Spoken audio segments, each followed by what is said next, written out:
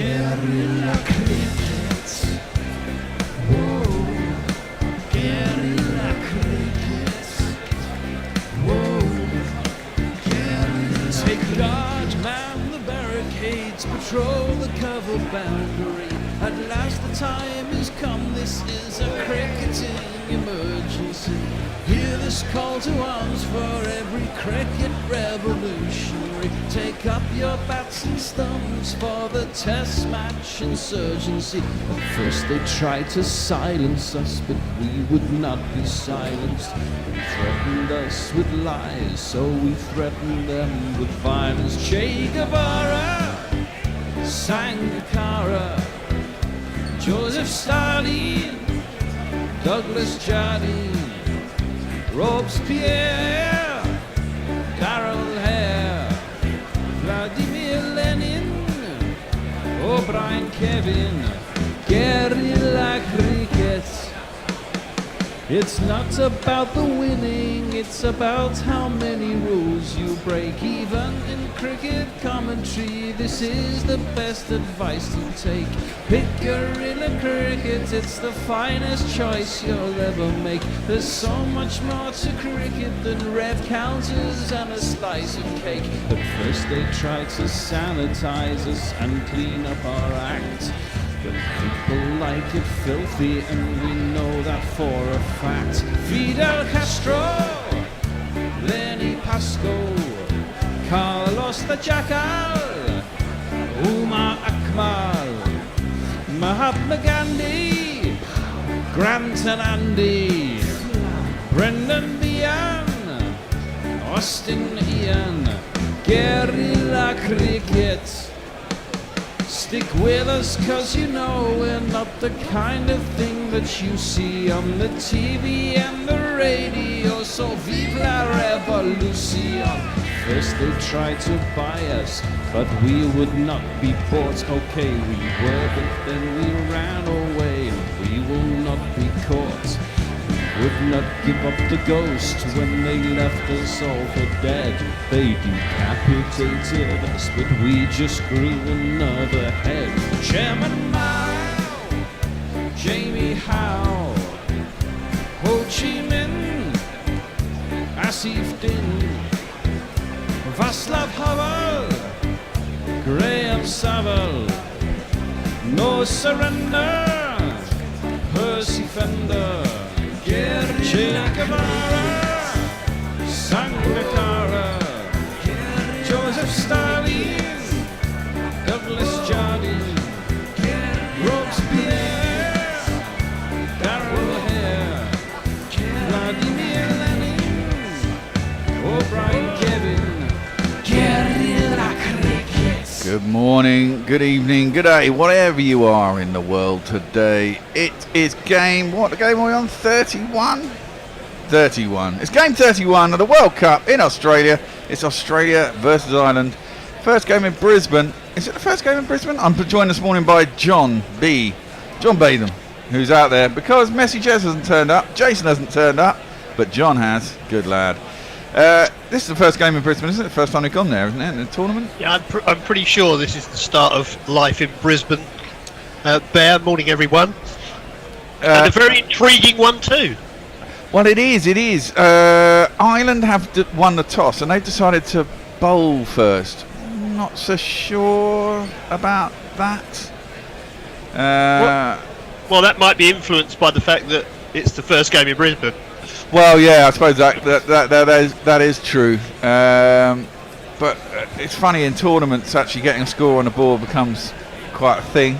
I quite enjoy that. Because normally everyone likes to chase because it seems the obvious thing to do. But when you get to a tournament, sometimes you think, we can get the score on the board, we can put pressure on them. This is a must-win game for both sides, really. Tomorrow the weather's not looking particularly good for England, and they've got to play New Zealand, who are top of the group and romping away with it at the moment. Oh my word, what's that? A bunch of state troopers in fancy dress in the ground. I should give you the starting 11s. As Ireland are batting, I should give you them first.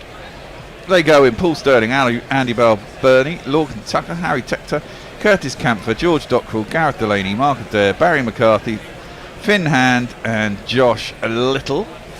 Australia, David Warner, Aaron Finch, Mitch Marsh, Glenn Maxwell, Marcus Stoinis, Tim David, Matthew Wade, Mitchell Stark, Pat Cummins, Adam Zampa and Josh Hazelwood. Yeah, you look at that front seven for Australia and you go, and you chose to bowl Ireland. Yeah, well, that's the thing, isn't it? I just had a message from Messi. His power went out, that's why. I was getting worried about him. It's just come back on, so he should be with us in a couple of minutes. And Indo's offering to jump on. It's all right, Indo. If you're listening, Messi will be here soon. John's here. I'm sure Jason's computer's decided to do its updating thing as it normally does at some really inopportune moment, and he'll turn up after about 3 overs, would be my guess. As it is, Australia are coming out to the middle. Finch in terrible form. Can't buy a run, can he? Is it all going to change for him today, John? Well, I don't know. He got a few the other day when they won, when he batted forever and got 31, didn't he? I mean, off a strike rate of about 75 or something, which can't be doing in a T20. He's the sort of guy who might launch a few early on, and then all of a sudden it all happens. It all clicks. But no, that is T20 all over. Well, yeah, you're only a few. You're only a couple of shots away from form. Doing something. Yeah, exactly.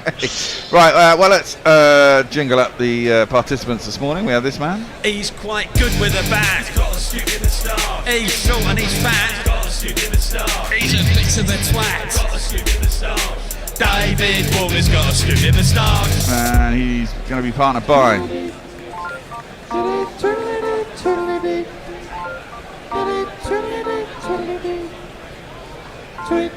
Now, I'm guessing this man opens the bowling. That's what he did the other day, I think. I am Joshua Little. Because they don't, TV coverage doesn't give me who's actually opening the bowling just yet. Chris Gaffney and Nitin Menon are your umpires for today. Two neutrals. Why are we having two DRSs in these games? Answers on a postcard.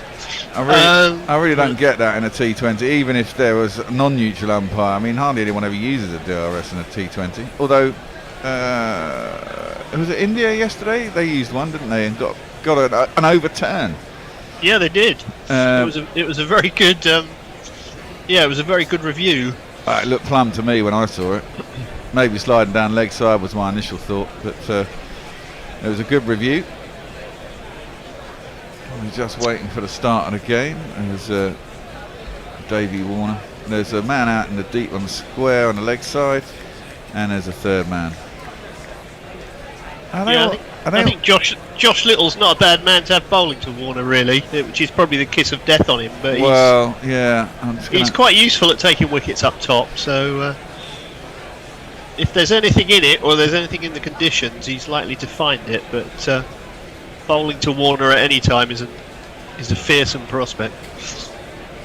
Well, exactly. But they're quite nippy. I think they'll like the pitch. It's the Gabba. It should be bouncy and reasonably pacey. We're about to find out. The countdown is on. Indeed. We're at 2-1. Right, here we go. Davey Warner faces up. And I believe it's Josh Little. They still haven't told me, but I'm presuming so. Down the leg side. Can that be given us a wide first ball of the game? No, must have. He hasn't signalled it. Yeah, he signals it's brushed his hip. He got away with one. Yeah. Well, that's good. Good to get away with one. Always handy. Don't want to start the game. Well, I think Ireland will need to get away with as much as they possibly can.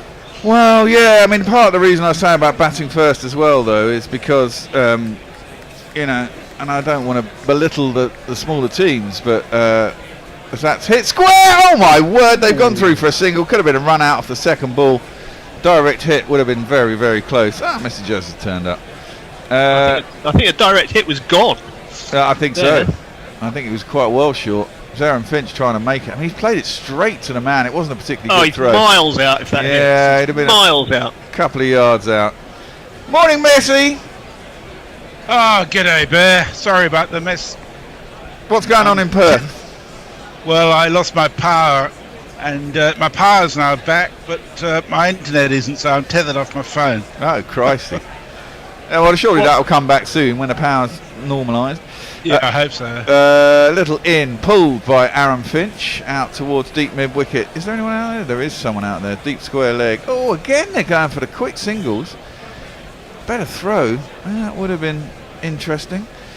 Yeah, my point is, I think, some of the smaller teams against the bigger teams do get a little bit awestruck. I know that sounds terrible, but I think they do a little bit if they're chasing a score.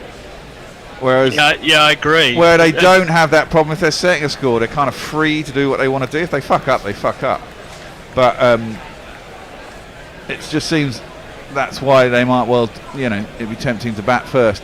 Off the back foot, Finch plays it out to covers, and there's no run. Well, yeah, the danger with this Australian batting lineup is if it clicks, you're out of the game at halfway, aren't you? That's the problem. I mean, they got big hitters at 3, 4 and 5, haven't they? I mean, Stoinis the other day, and even Maxwell had a cameo. He got about 30 off about 10 balls and then was out. And then Stoinis got 50 odd off about 15 balls, and that killed the game. Little in, pulled by Finch, out to deep mid wickets. There's a deep square out there, has to go round. They get back for 2. I don't know the lengths of the boundaries here, but they look pretty big, which is good news for everybody. It's a busy start from Australia. Quite short. The long. Yeah, the square boundaries are quite short at Adelaide. The long boundaries. This isn't Adelaide. Boundaries are very long. This is Brisbane, not Adelaide. Oh, Brisbane. Sorry. Oh, yeah, they're quite big boundaries everywhere. I'm ahead of myself. Yeah, we've got a game in Adelaide this week. Yeah. That one's a decent ball. Absolutely. Josh Little outside the off stump. Aaron Finch leaves it through to the keeper. That's the end of the first over. 5 for none. Say hello to the world, Messi. Okay, well, actually, as far as I can tell, we have nobody yet on Twitter, unless my internet is still taking time to catch up to that.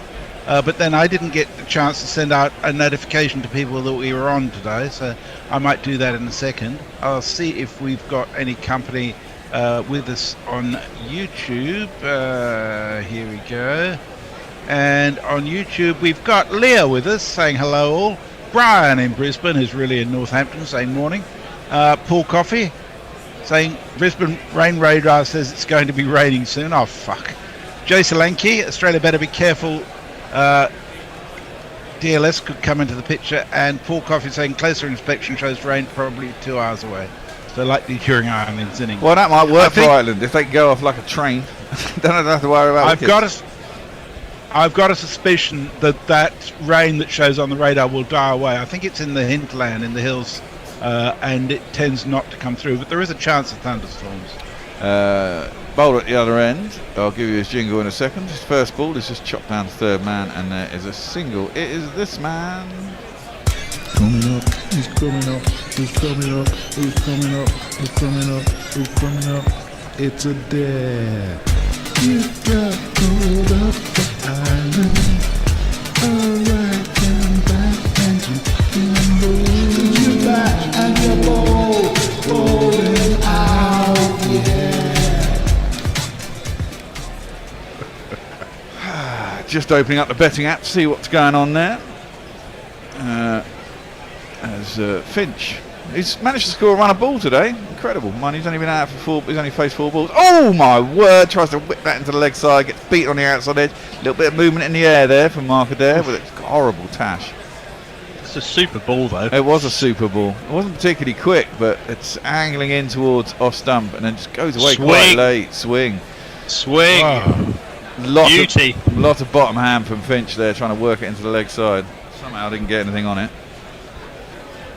I think he missed it by quite some distance in the end because of the swing and because of the angle of the bat. Definitely a victory for Adair. Indeed. This betting app is rubbish. Clipped into the leg side, and they'll get a single out through mid wicket. I mean, I don't know if teams are influenced by weather forecasts, Bear, but if Ireland thought there was rain coming, they may have decided that a shortened chase was to their advantage. Yeah, they might well have done. But if Messi knows the weather in Australia more than I do, and therefore if he says it's not going to come through, I trust him. He knows everything about Australia. He probably won't, but left alone through to the keeper and there's no run. They should have asked Messi. That's the moral of the story. Yeah. Page your oracle. Tomorrow in Brisbane at the moment looks horrible, which is really going to impact England. Yeah, that's bad news for England. Mind you, at least we'll have the moral authority to go, well, we could have got through. We didn't lose. We just had a couple of games rained off. Yeah, we did that in 2017 with the Champions Trophy. Yeah, exactly. We had two washouts and one DLS loss, and that was it. Yeah, washout pretty much eliminates England tomorrow, does it not? Well, I presume. Pretty much. As long as Australia win both their games. Yeah. Yes. Exactly. And who's that? Australia's last game is Afghanistan, is that right? Defended back down the track and there's no run. So Australia's last game is indeed Afghanistan on Friday at Adelaide. Yeah, that could be fun. That was defended back down the track and there's no run. Well, speaking of fun, I got to tell you the South Africa-India game last night was fantastic to be at. Yeah, it looked quite crazy. Good finish. Yeah, it was in the end. Yeah. I mean, but the crowd there were just superb. Absolutely. 45,000, 35,000 of them Indian. Of course. And in such good humour. Full toss, slapped out into the covers. Got away with that, really, because it's gone to the field. That's a let-off. That is a let-off. Should have gone for 4, really. But Warner can't pierce the field, and therefore they only get a single. 8 for none, Australia, after 2. Good start for Ireland. Over to you, Messi. Anyone joining us?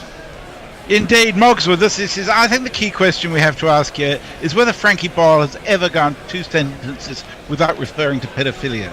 Also, hello. Angelic Scudis says, evening all. Nice of Ireland to give Australia a chance to boost their net run rate by letting them bat first. Mog asks the question, is there a venue in Australia further away from you, Messi? Well, not unless you go up to North Queensland. No, there isn't. But it's the same country, Mog. It doesn't matter if it's further from me than Caro is from London. You know. Yeah, it's a bit weird, that, isn't it? Yeah. Meanwhile, we've got a stupid fucking new Home Secretary who's decided to leave people languishing in what look like storage containers in Dover. People trying to set lights. It's out! Yes! Oh my God! Davey Warner's gone. Short ball on the hip by McCarthy, who's started the third over. They're switching it up. This is good for Ireland. And Davey Warner's pulled it straight down the man at short, backward, square leg. Straight to him, but not with particular force as well. And that's a cracking start for Ireland. And me. It's been an extraordinary start, really. I mean, very sedate from Australia. Very, very subdued from Warner. Not a particularly good delivery first up. Short. But he just kind of paddled it round, almost as if he didn't know the fielder was there. It would seem a bit like that, didn't he? Because he didn't exactly bash it either, did he? He just kind of worked it around nicely, straight to the man. Didn't have to move. The fielder was like, thanks very much, I think I'll catch that. Yes. A first ball wicket for McCarthy. Well, indeed. In fact, we should give him his jingle, because I hadn't even jingled him up. We've got to find him first, of course. George Dockall, Lorcan Tucker, Barry McCarthy. His experience with gorillas was enough to make him decide to work really hard. And now he's back in the side. Never again, said Barry. McCarthy is in. Should be a fielder there, but there isn't. Mitchell Marsh, it's his first ball for 4, back with a square. It was aerial all the way to the boundary. And if someone had been there, it would have been another easy catch, but instead there isn't. And in fact, it's the first one of these of the day. It's a 4. It's Nissan She. It's Nissan She. Only just bounced inside the boundary. Yeah, it was nearly a 6. But Yeah, it was. Nearly a smash them. Really, it was a fairly similar ball to the one he bowled to Warner. It's just that Marsh hit it properly. Well, indeed. Mitch Marsh facing up. Third ball of the over is onto the pads, clipped nicely, square out into the deep. There's a fielder there, and it'll just be the one run. Yeah, that one went in front of square, so... Well, that's where the fielder is. Yeah, indeed. Yeah, that's an extraordinary dismissal we're seeing again from Warner. It was just like, let me paddle it round the corner, because that'll go for 4. Oh, there's a man there. Oh, I'm out. Yes. Very weird indeed. Well, that can happen in T20, can't it? Yeah. Anywhere but there. As Leah says on YouTube, it's always nice to see Warner depart. I have to agree. That one squats a little bit as Finch tries to paddle it around a corner, pull it square, hits the man backwards square leg on a 45. Carthy's definitely testing out the pitch here, isn't he?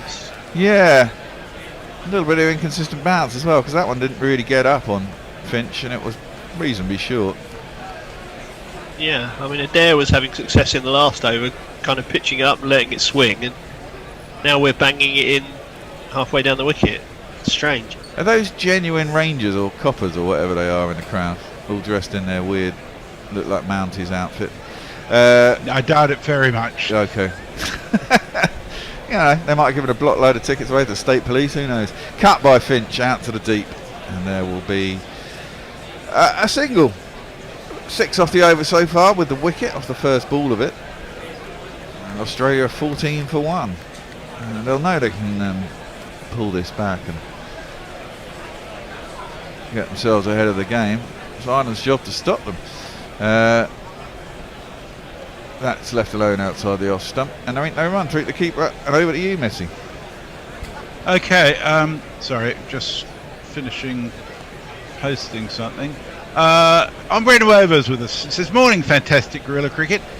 Is it mean and far too soon to start questioning Butler as captain? Can we just, for shits and giggles, and then in a few months' time, class it as hindsight? He's not a great captain, is he? He's not a great captain. I don't think you have to be a great captain to captain a T20 side. Yeah. He's got to get your Jersey Oak right. says, it's morning all Oz are doomed. And Mog says, right thinking people across the world rejoice when Warner gets out cheaply. Yeah. He's not one to let go of grudge, is Mog. There's not a lot of love out there for Warner, is there, really? No. I like Warner. I like Warner as a batter. He's a bloody good batter to watch when he's in form. Yeah, true. Yeah, I don't dispute And that. I like the fact that he stood up for the women in the negotiations against bloody Cricket Australia. Yeah. Oh my word! my Another word. nearly run out. What the fuck is going on out here? I might have to put some money on a run out, boys. It's hit into the offside by Finch, and he sets off for a single again. It's gone straight to the fielder. He's not even in the frame. I mean, Well, he's giving it up, I think. He had given it up. I mean, I it's think he straight thought, to the fielder. I'm out if this hits. Just gave it up, but it didn't hit, so... He's just desperate to get off strike. He clearly doesn't feel like he's in much in form. As Georgie Dockrell. Wow. I think my take on Butler, by the way, and As that's just played square by Marsh into field, and there's no run. yeah, I think my take on Butler, and a lot of people know how critical I was of him in red ball cricket. I just think being captain, keeping wicket, opening the batting is a big arse to do all three. Yeah, I think there's probably something in that. Yeah. But again, I could come back to the point. It's only 20 overs, and after that, you know, it's. I think I would let Salt keep wicket. And bring him in. Oh dear! Now that's the first poor bit of fielding by Ireland. It's straight to him by Marsh. I don't know who it was. I presume it's Adair behind there. He was the one who caught it last over in that position. Bursts through him, goes down towards third man, and there will be a single. That was another thing about last night's game. South Africa's fielding and catching was phenomenal last night. It really was. It's what won them the game in the end. And India were rid ordinary. Well, yeah, but I mean, India came back so strong as well, though, didn't they, with the ball in that first power play? The bowling throughout was fantastic to watch. It really was. Short. On that wicket, wow. Through to the keeper, and there is no run. Yeah, there's a bit of pace, there's a bit of swing kept going as well. Yeah, never let me hear you say again, Bear, that all drop-ins are the same. That drop-in is like the whacker at its best. It really is. They should take that one around Australia then. That hit Finch. Well, wow. Yeah, he didn't. He gave a bit of a stare to the bowler. I mean, there's always a fear in the big teams, isn't there, to lose to someone like Ireland. I mean, England are quite used to it now. But, Yeah. But someone like... Have Australia ever lost to Ireland? I mean, they lost to Zimbabwe not that long ago. Yeah, that was an ODI, though. That was a good shot. Finch finally gets one out in the middle of the bat. Just hangs on the back foot, punches it through the offside, beats cover, and it makes itself to the boundary for 4 runs. 1, 2, 3,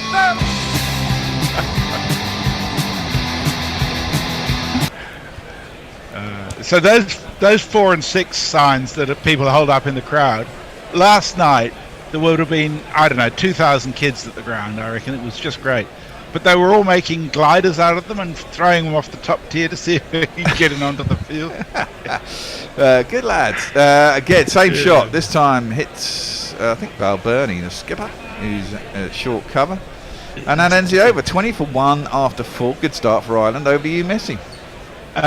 Hombre Nuevas, Mrs. Hombre agrees with you. There is no love out there for Warner, as in her words, because he's a Bradman. Yep, I think we can all agree with that. We should say the GPL's open. There's a bit of a GPL lull after a massive victory for D Wells of £336 on, well, that was Saturday, wasn't it? He finally prized the money out of my hands from the bank. I was a little bit upset about it. But I had nowhere to go on that day. All the numbers that possibly were in play were taken. So I knew I was going to have to give it away. And it was Dee Wells who won it. She was very happy. Sent me an email saying they were dancing around the lounge. And of course, she's a lucky one with a GPL as well, because she won the merch package from the last World Cup back at the end of last year as well. So she's had a bumper time. A loyal listener indeed. Well, that's I'd appeal for that. Maybe there's a bit of inside edge, trying to heave it into the leg side, Marsh, but crashed into his pad. Might have been a little bit of inside edge, as I said, because they're not going out. Could have been going down leg. Looked pretty straight there. More swing, I think. I think it would have gone down leg anyway. Yeah, probably would have gone down leg. Let's have a look at the replay. Bowl's quite wide of the crease, does it there? Yeah, no, it's going well down leg. Yeah. May have even hit him outside leg on the angle. Missing. Definitely missing. And nothing on the bat. It did bounce off the pad and was caught, but there's no appeal, no way. Oh, it's a horrible heave from Marsh. Gets it under edge, goes out to deep fine leg, deep long leg, and there will be a single. 21.1. I think, as we said, yes. Going back to yesterday's game, though, another example of a low-scoring game that's really exciting. I think we're busting the myth that you have to have every ball going in the crowd to. Oh yeah, no. I have a good T20. No, I think if there's something in it for the bowlers, it makes it more interesting. Because if someone does genuinely get on top of the bowlers, then they can genuinely score. It's that's a decent shot by Finch. Cuts it back for the square on the offside. They'll get back for 2. It's a good power play for Ireland, though. Gotta say. Yeah, they've kept it very subdued. I think we've only had 1-4, haven't we? We have only had 1-4. Yeah. No, 2. I think we've had 2. I've played 2 jingles. Even so, that's not bad in 4.5 overs. That might be another one, though. That might be 6. Yeah, 6. Huge. Aaron Finch has launched one. It was a length ball in his slot, and he's gone through the line. I don't think he hit it as clean as he'd like to, but he's still got enough of it. And he's hoiked it over wide long on for the first 6 of the day. You can't let Finchy get going either. I mean, he is a dangerous man if he does get going. I saw a T20. Big. One of the first, I took my son to a T20 at Surrey versus Somerset, I think, a couple of years ago, before the pandemic. Actually, so it's more than a couple of years ago. Aaron Finch got a ton. He was belting it around all over the place at the Oval. That was against Middlesex, I think. Short, wide, cut, missed by Finch this time. Through to the keeper, there's no run. 19 off 15, I feel we're a lot happier with that today. We're going to have a change at the end of the over. It looks like Jason G has morphed into Tony Bishop, is my guess. I'm sure we'll find out what's going on with Jason's computer when Tony gets on. He's probably had a little conversation behind the scenes, and Andy Ward is going to take over from your ball by ball. I'm going to remain in the summarisers chair. We got one more ball because that's a filthy wide. Cross seam delivery from Adair, but just shoved it too wide. It's an attempted slower ball, I think. Yeah, it was cross seam. And it just didn't work. No, it didn't. It came out of hand a little bit too late and shoved it wide. It was an enormous 6. Yeah, I don't know how long that boundary is. Which just goes to show you if he didn't get it properly. Yeah, and that one he's gone up and over. It was wide, on the line of the wide crease, but this time Finch stepped across, bashed it over mid-off, and that's gone down to the boundary for 4 more. And if you kids can't listen, then you bound to see the way you get shot for crossing a boundary, And we shall have a change. Andy is going to join me, as is Jason/Tony, and I'm remaining here. I'm not sure who's on tweets, but the next tweet is. I will be. So remind me. It'll be Tony. It's Mog from 4 minutes ago. Tony, sorry to have missed you around this morning. That's okay. What's your fault? It sounds like your power company. Yeah, it's been a little bit of chaos this morning. What's wrong with Jace, Tone? I don't know. Oh, maybe his alarm hasn't gone off again. But however, I am Jason for the purposes of now. Good. The clocks went back, but that would mean he'd be here early, wouldn't it? I don't even know anymore. Yeah, it would be. Because he'd have got here at 7. How was Stoke Wigan? Stoke was perfect to drive past on my way to Wigan. That's right, yes, yeah, you went to Wigan. Wigan was excellent fun. There really is a pier there as well, although it's very tiny. Right, change of bowling, bit of spin from Ireland. It's driven by Marsh and it's beaten mid-off. Bit of a dive, but good shot, and that's going to be 4 more. Australia getting going now. 1, 2, 3, 4. Get a jingle for the bowler? Oh yeah, we can do that. I'm a bit discombobulated. Who is it? It's Delaney. Got to find him. Aerial to Marsh there, but getting wide enough. Delaney's going to come in again. No, he's not. I stopped him. 38 for 1, Australia in 6th over. Here he comes now. It's on leg stump and it's just defended, and the bowler scampers across, picks it up. So Ireland won the toss this morning and put Australia in. I'm sure Australia would have bowled first, just because that's the easiest way to try to boost net run rate. Is to try and rip a side out for not many and then knock them off quickly. Sweep from Marsh. It's been fielded at square leg. He's hit it hard enough that he can't get a run. And Finch could have run himself out twice so far this morning, though. I saw the second one. Yes, he'd certainly given up on the second one. He was miles. If the first one had hit as well, he was halfway down the track. Opportunities that Ireland have to take.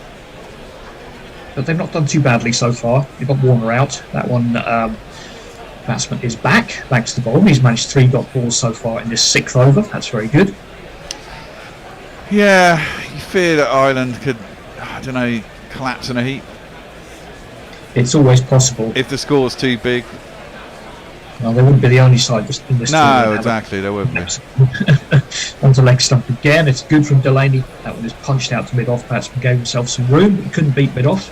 Just that boundary off the first ball this over. Guess what? Jason's now decided to turn up. Oh, can I go back to my breakfast then? I thought I saw your mouth munching away when you came on air. Sorry. Everyone's not on YouTube. And that one's Fuller. Back to the bowler. In fact, he's come off pad first. There's a decent appeal. It's then onto the bat up to mid-off. The umpire doesn't look impressed. Ireland don't look too bothered. It's the end of the power play. It's 38 for 1. Right. Why don't I do Jason's something here. while Jason, because he seems to be... Jason, are you with us? You're on mute. Right. I am finally. You are. Well, there's plenty of people on YouTube who I don't think we've checked yet, and your next tweet is Brian's magnificent. Is Mog 8 minutes ago now. What happened to you this morning? Computer problems again, Jace? No, I can't blame the computer this time. I forgot I'd made myself available for today and didn't check the email, so it's all my fault. Ah, okay. I can't blame the computer this time. Okay, damn. See the night sky of Vegas. Not quite like Las Vegas. Not enough lights for a start. My brother lives out that one. Ipswich, I think he lives in. It's about 40 k's outside. Right, another change for Ireland at the end of the power play. It's going to be Theon Hand. Not Theon, it's Finn. Speed of this hand won't be many eyes. TV aren't getting it right, but our listeners tell us the O is silent. We have higher standards, and listeners who Yes. actually take us to account. Yeah. So Thin Hand, thank you. He comes in, right, I'm over. It's full, it's another in-swinger, and Finch jabs it out up to long on. Don't know why I picked up another from his first ball. I think I was thinking about that very good in-swing we bowled to Stokes, although of course Stokes is left-handed. Yes. Did you see the game yesterday? Yes, I didn't see the Bangladesh-Zimbabwe game, but I saw the India-South Africa game. That was a very good game. It's a very, very good pace bowler from both sides. Yeah, it was, wasn't it? Top of power play bowling was exceptional. Hand is in again. He's going for the in-swing to the right-hander. It's off the pad of Marsh. It goes down to backward square leg. There's no run. But also very good batting. First of all from Suryakumar Yadav and then from Markham Miller. It was a real testing game for both sides. And South Africa, I think they just had a bit more in the pace bowling. A bunch of Boy Scouts in the crowd. Yeah, there's an awful lot of them. Some weird Australian thing, but they're all sitting together. Looks like some kind of cult. Oh, and wow. Again, swung away by Marsh. Has that gone far enough? It's certainly gone up, judging by the camera. Yeah, now we're seeing the second tier, so that's a pretty big six. That is a big six. It's gone into the second tier, as you said. 1, 2, 3, 4, 5, 5, 6. Did you have Sky for player of the match again yesterday? No, I didn't yesterday. He was recommended, but I couldn't get the price. But I got it once. Very happy with that. Well, if they'd have won, I'm sure he would have been as well. You know. Well, probably actually, maybe one of the bowlers would have got it. I think if India had won, that they might have given it to Sky. Yeah, indeed he got it. It was very impressive. Slower ball from Hand. Marshes through the shot way too early. Despite that six, he's still on 17 or 15. 45-1. It's hard to give the award to a non-winning player. Yeah. It happens more often, I think. It will happen very occasionally if it's super obvious. But there's no reason the best performance in the match might not be in the losing team sometimes. Oh, that's a wild one from Hand. Short, it's down the leg side. That's a pretty easy call of a wide.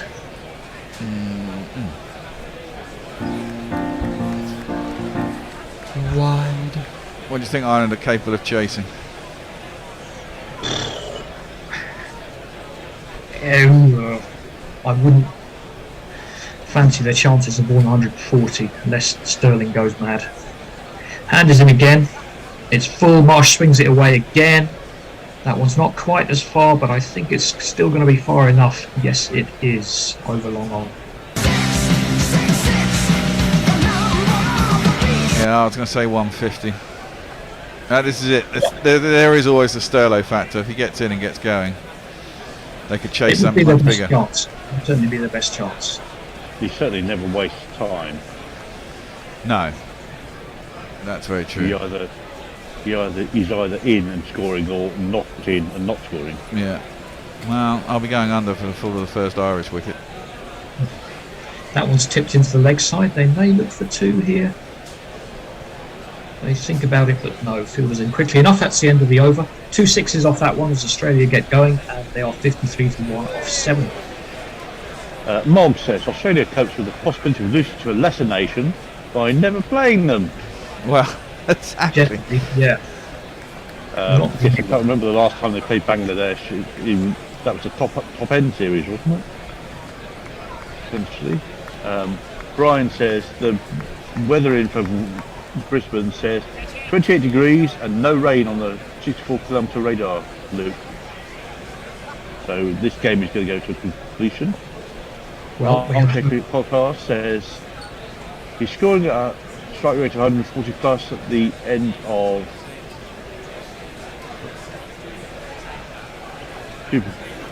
for Australia, like he was always meant to. Are these the first signs of Aaron Finch getting his mojo back? Well, it's T20, isn't it? He's muscling the ball a lot more than timing it. Yeah. He seems to be not trying to play every shot with both feet in the air today, which is an improvement. Yeah. Right. What change for Ireland? Well, interesting change. This man's going to come on a bowl.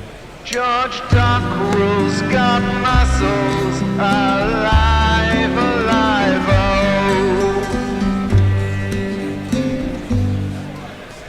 Well, he hasn't bowled too much in this tournament, but he's got 2 right-handers to bowl at here, and that may be what they're thinking. Left arm over.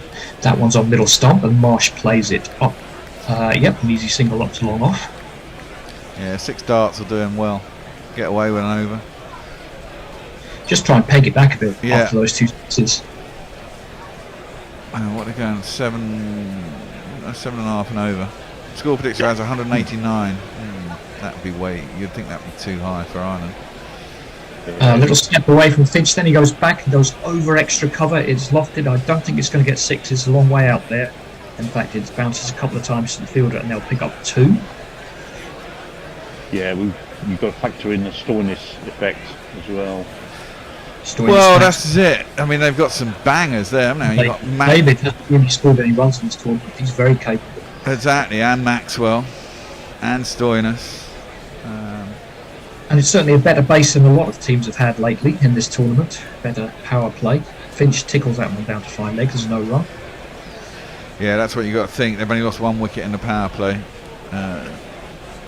12 overs left after this with 9 wickets in hand. You really can go for it, can't you? Yep, they should be looking north of 180 from here. That one's onto the pads. It's clipped out towards backward square leg, but there's a man in a very strange position. He's almost 60% of the way back outside the circle. Yeah, I'm going to go with you. I'm going to go over 187.5 for the Aussie score. It's certainly in play. Dockerell from wide of the crease and just tapped into the leg side. He's going to have to go after it himself. It's one where they might look for 2. Did they get 2 there? I don't think so. I think they only got 1, didn't they? No, I think they just ambled for 1 actually. Yeah. 59 for 1 in the 8th over. Marsh, both batsmen in fact, 27 for 20. I'll be looking for one of them to push on for a big score. Well, Marsh can be very destructive. I mean, he hits an extraordinarily long ball. One game just rolls us into the other. Who did we have score 100 at the weekend?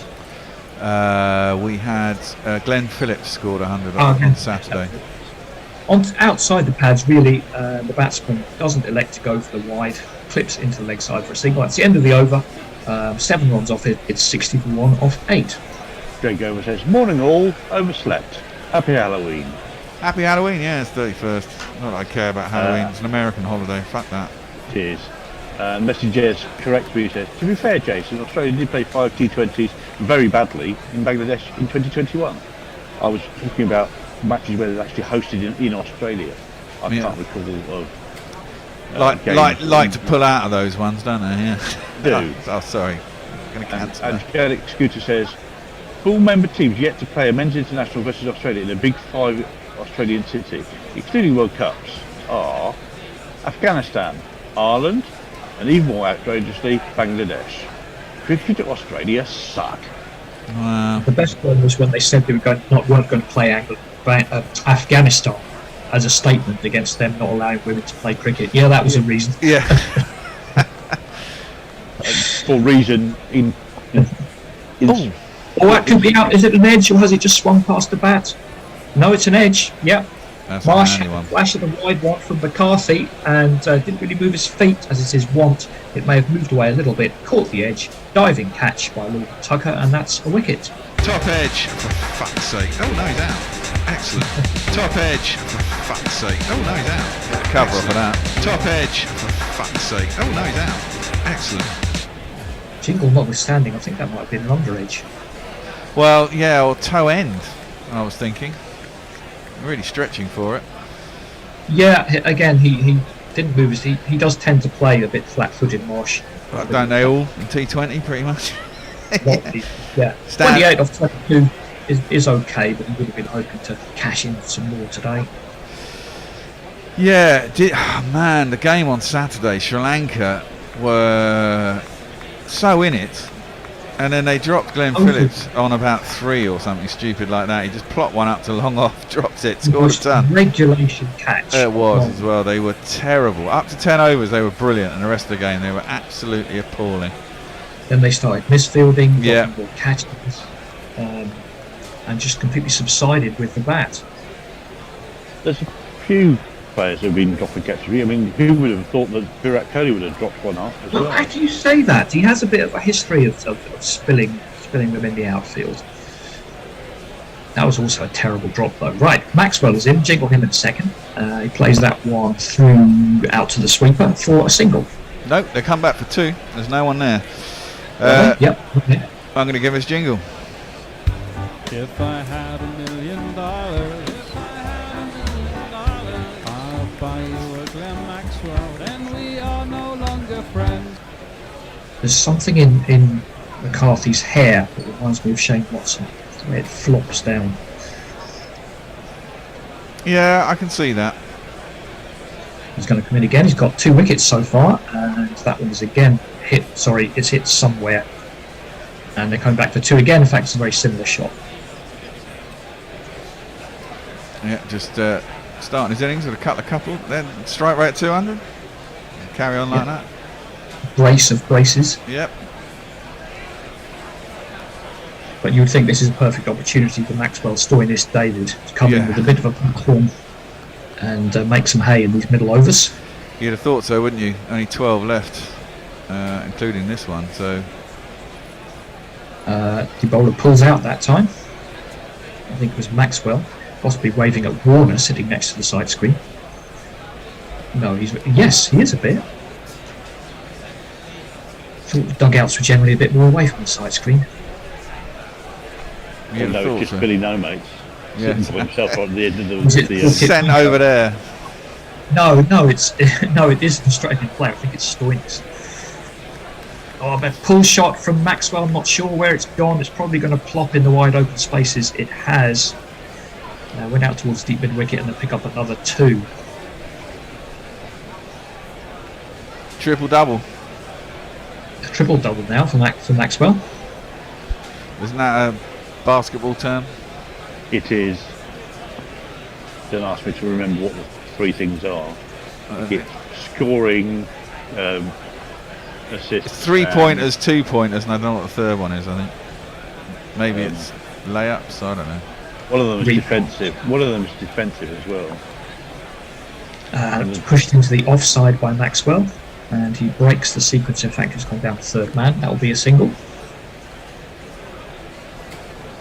I'm sure our American colleagues, like Brian Barish, will tell us all about that. That Brian is up at the moment. He may be.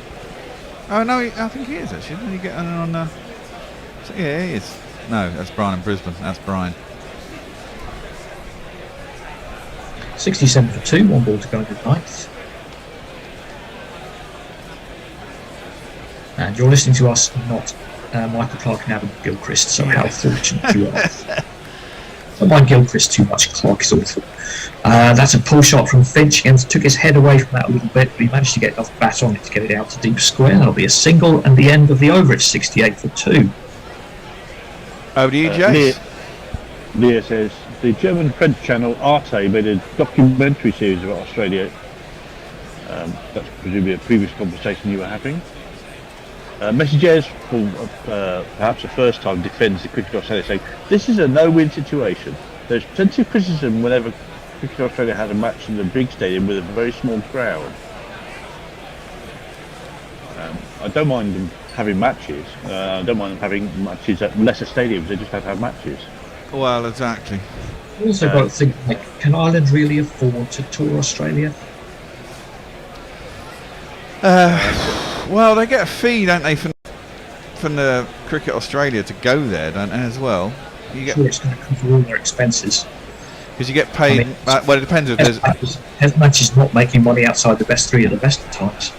Well, true, but then there's TV revenue. If it's on the TV, you must be able to get some money for it if Australia are playing. Including that.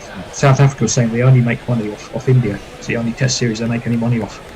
That one is pulled by Finch. It's a spin into the attack of Delaney. Is he going to come back for 2 here? Yeah, I think so. No, actually. Well, they don't even make money off England going there. That seems... Wow. I mean, the amount of English who go out to South African tours and the fact that it's a reasonable time for telly. Tickets like we do. Perhaps they should start doing that. Well, I mean, proof in the pudding in that actually is that, you know, Guerrilla Cricket South Africa got the rights for free to do the actual radio broadcast against India in the actual Test series last year. Yeah. Oh, onto the pad. It hits the pad. Well, that didn't look out. That looked very leg side in my jerky stop motion, but I guess the umpire certainly has a better view than me. Maxwell doesn't look too happy with it. He's gone to chat to Finch. Did you have a better view of that there? Well, it's difficult. I think it did straighten. The question is, it might have pitched outside leg stump, in which case it won't be out. But it looked like if it pitched in line, it looked like it straightened enough to hit leg stump probably. It's difficult to tell. Let's have a look at the replay. Indeed, I think it's probably pitched in line. It is a leg spinner. No, it's not. And that's not, well, just below the knee roll. I think it still might have pitched outside leg stump. No, I do think it pitched in line. If it's not, it's probably good. Oh, and there's an inside edge on the pad. That's okay. Forget everything. Move on. Edge that nobody really picked up. Certainly it took the... It wasn't an Insta review, was there? I think it was pretty instant. Or was it? Okay. Yeah, I think Maxwell kind of knew. Looked like a big edge according to the ultra edge. Anyway, a little bit of encouragement for Delaney, perhaps. I think that might have pitched outside leg anyway, but we'll never know. I'm sure they'll show us some DRS in a sec. No, they don't generally. Once it's ruled out for one reason, they don't bother with it. Damn, but all the people watching on the telly want to know. Yeah, I know. Oh, now that's a better shout, though. No, that one's gone down leg. You think? He went. Yeah, it was a very full Maxwell premeditation with the reverse sweep. It turned out to be the wrong ball for that because it was full, and I think just outside leg stump. I thought that pitched in a line of about middle. Maybe I'm completely wrong. Ireland obviously thought so too because they're reviewing it. I thought, yeah, it was a classic. Ball was too full for that shot, and he's gone into it. Well, I'm pretty sure he would have premeditated the shot. Certainly, there's not going to be an issue with height. No, but it might be a question of how much it's going to judge to have turned, because it didn't have very far to go. It didn't have very far to go. I don't see any turn there. I think it's clipping leg stump at best. It will be his leg stump, not his off stump, won't it? This time there is definitely no glove, bat, pad or anything on that. It's going to be close, I think. It's all happening. Maxwell's going berserko and not really getting his bat on anything. Living on the edge, Maxwell, as he always does. That's why he's so great. Well, yeah. Have a look at it now. I think it's going to pitch outside leg. Pitching outside leg, yeah. It's just a ball width outside leg. Again, they don't show you. It's a bit pretty nice to see if it was hitting stumps, but as I say, once it's not out, you move on. It's all happening this over, boys. Yeah. So we've had an LBW given out and overturned, an LBW given not out and not held. Both in the batsman's favour. He's not going to get anybody LBW with that because it was absolute filth down the leg side. He somehow got away with the dot ball as Maxwell reached right down the leg side and just clothed it to 45 degrees.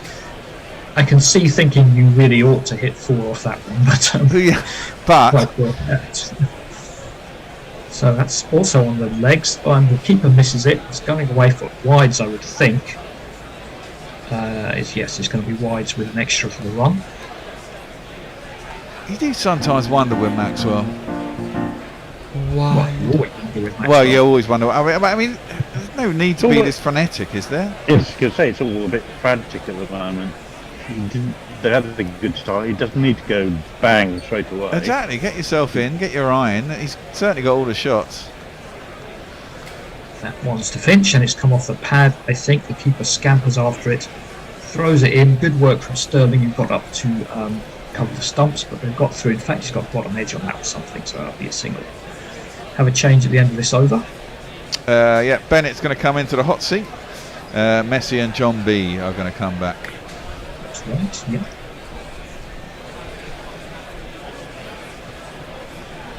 We've only got 7 or 7.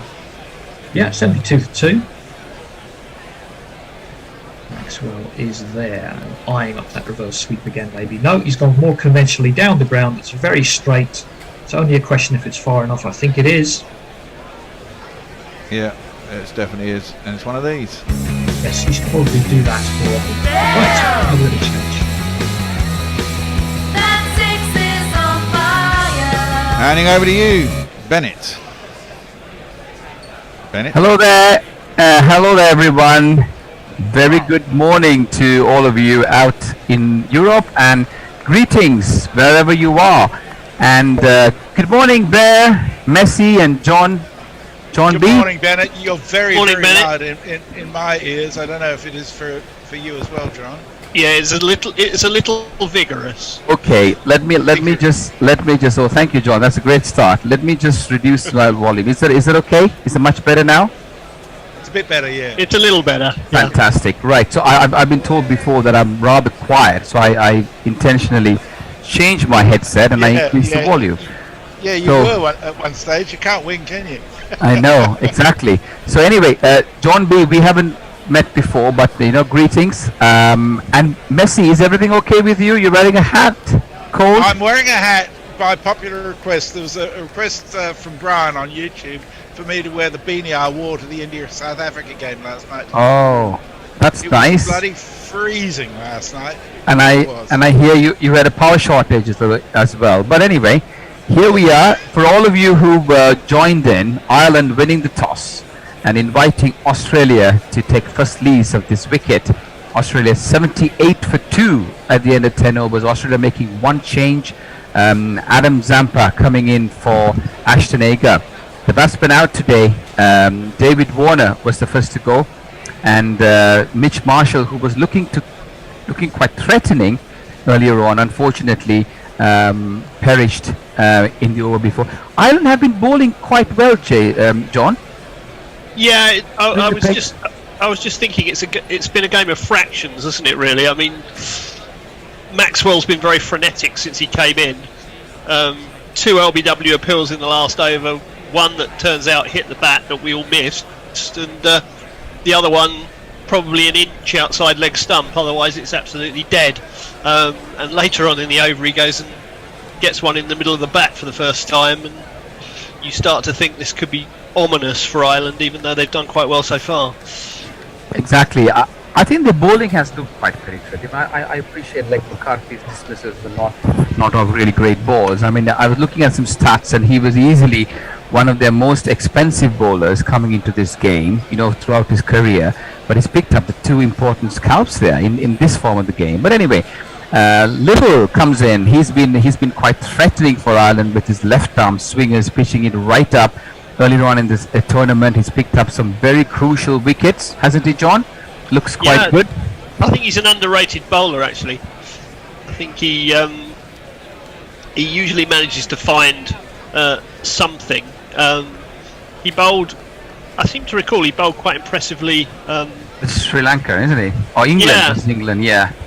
I can't wish over the game that was. He did bowl well, and I was quite impressed with his swing. And I mean, not much of pace there, but he pitches it right up and gets the pitch to do the talking. Nice angle. He's got a beautiful action. Nice flowing action. I love his action. Here he is, and he bowls in. This one's a shortish delivery outside the off stump and plays it towards the mid-off area, and the batsmen have no chance of a run. 78 for 2. Finch, after that torturous innings versus Sri Lanka, where he was almost sort of gave the game to Sri Lanka in his favour, looking quite a little bit more relaxed today, you would reckon, John? 29 off 24?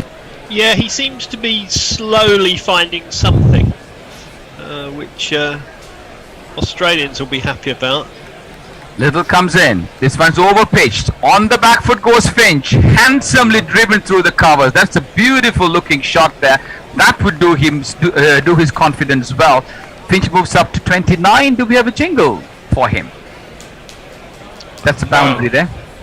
Because the studio is empty just at this moment. Oh, Studio's empty. My apologies, but that's the kind of stroke, gentlemen, that Finch is very comfortable playing on the back foot, waiting for the ball, muscling it away. His feet movement have not been all that great when he's struggling for runs. Let's see what happens. And 82 for 2 Australia. Finch 33 of 26. Little comes in, shortish delivery. Finch on the back foot, pulls it towards the mid wicket. I think get hold of that one and goes through for a single. Do you reckon we're going to see the best of Finch, John? Well, we could do. I mean, he's one of these guys who, Bear and I were saying right at the beginning of the show that he typifies the fact that in T20 you're only a couple of shots away from finding your form again, and yeah, he's a good player. He can't play badly for too extended a period of time. That's I think. Correct, John. That's correct. Shortish delivery on this occasion, and Maxwell gives himself room there. And the ball goes through to the wicketkeeper. White ball called by the umpire. Maxwell living dangerously. I thought the leg spinner Delaney bowled extremely well in the first over. The second one was so extremely close, wasn't it, gentlemen? The way he switched his stance, I thought he was quite unlucky, the bowler, because it's almost like left-hander. In that case, that would have been coming into him, and the pitching outside the leg stump wouldn't have come into the equation. Thoughts on that after this ball, please? Little comes in. Over pitched. He tries to drive that and he gets an outside edge, and that's the end of skipper Aaron Finch. He had a similar looking delivery as the ball before, where he drove. Finch excited as the ball was pitched up, and Maxwell this time, and he draws Maxwell onto the drive, and Maxwell's misery in this tournament continues as he's taken by the wicketkeeper, and Australia lose their third wicket with a score on 84. That was very well bowled.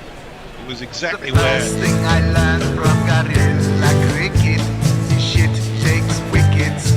Shit takes wickets. Inducing a punch on the don't clear the pickets. Yeah, it looked like he was wobble seaming it a little bit, and it was very wide. But I mean, Maxwell's been an accident waiting to happen ever since he came in this morning. Really, he's just, yeah. I was going to say it'd been a headless chicken kind of innings, and he never convinced really. That's why I don't think that was shit taking wickets. I think that was well bowled, going where he knew he was likely to tempt Maxwell, and it was going further away. He actually drew him into that shot, didn't he? Yes. And Maxwell, along with Finch, when they are fighting for form to get bat on ball, they don't look very nice. They don't look very delicate as they usually do. Finch is actually fighting for some form there, but looking good compared to the last game. 34 off 27. Here is the informed batsman, Marcus Stoinis. All the side wants is a Marcus Stoinis. He's the solution, and all the side wants is a Marcus Stoinis. Yeah. Little comes in. This one's a good length delivery on a decent pace at 87 miles per hour, and Stoinis on the front foot plays it back to the bowler. That's the end of a very good over from Josh Little, who's picked up the very important scalp of Max. From an Australian point of view, they wouldn't sort of murmur too much. I've got a few tweets to catch up on. Go on, Messi. Sorry, the over was finished. Sorry, Messi. Go on. Yeah. Angelic Scooter says, Cricket Australia frequently don't draw crowds of major sizes, even when South Africa plays white ball games here. Crowd sizes aren't the reason they don't schedule those matches. TV disinterest is, however, but it suits both sides to blame the crowds. And at any rate, the only way you build rivalries with crowds over time is by playing teams rather than pretending they don't exist at all. Short-term pain for long-term gain. And Farong says, greeting us all from Pur. Hope everyone's well. Damn electricity outages 6 to 8 hours a day. Luckily, I've converted a rickshaw to charge my phone, but it makes doing other tasks more difficult. Heat index of 38 doesn't help. 160 minimum today. Cheers. Ouch. Okay, we start the next over. The 12th over is Dockrell bowling his left armers from left arm round the wicket, and Finch trying to sweep that one, not getting hold of that. Dockrell, who was more known for his left armers, is now converted him into a bit of a handy batsman as well, hasn't he? Here he is, and this one's on midland leg. Finch nicely nudges it towards the mid wicket area. The batsmen take one, and they look for two, but not on, as Finch looking to rotate the strike. Finch looking to play the anchor, John, you reckon? Yeah, I think he's the one that everybody else is trying to bat round. But I was going to say as well, in the previous over, full marks to Balbirnie as well for bringing back his wicket-taking bowler, because he knew he needed to take wickets.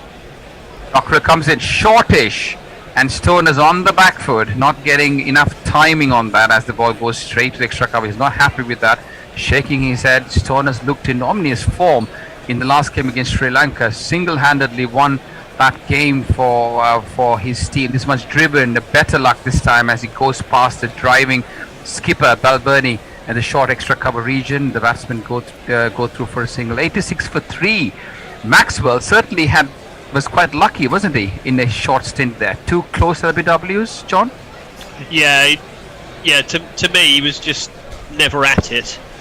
He had the one straight 6, but other than that, just headless chicken material, really. Mm-hmm. Not quite sure what the aim was. The next one's a shortish delivery, and Finch plays it into the covers.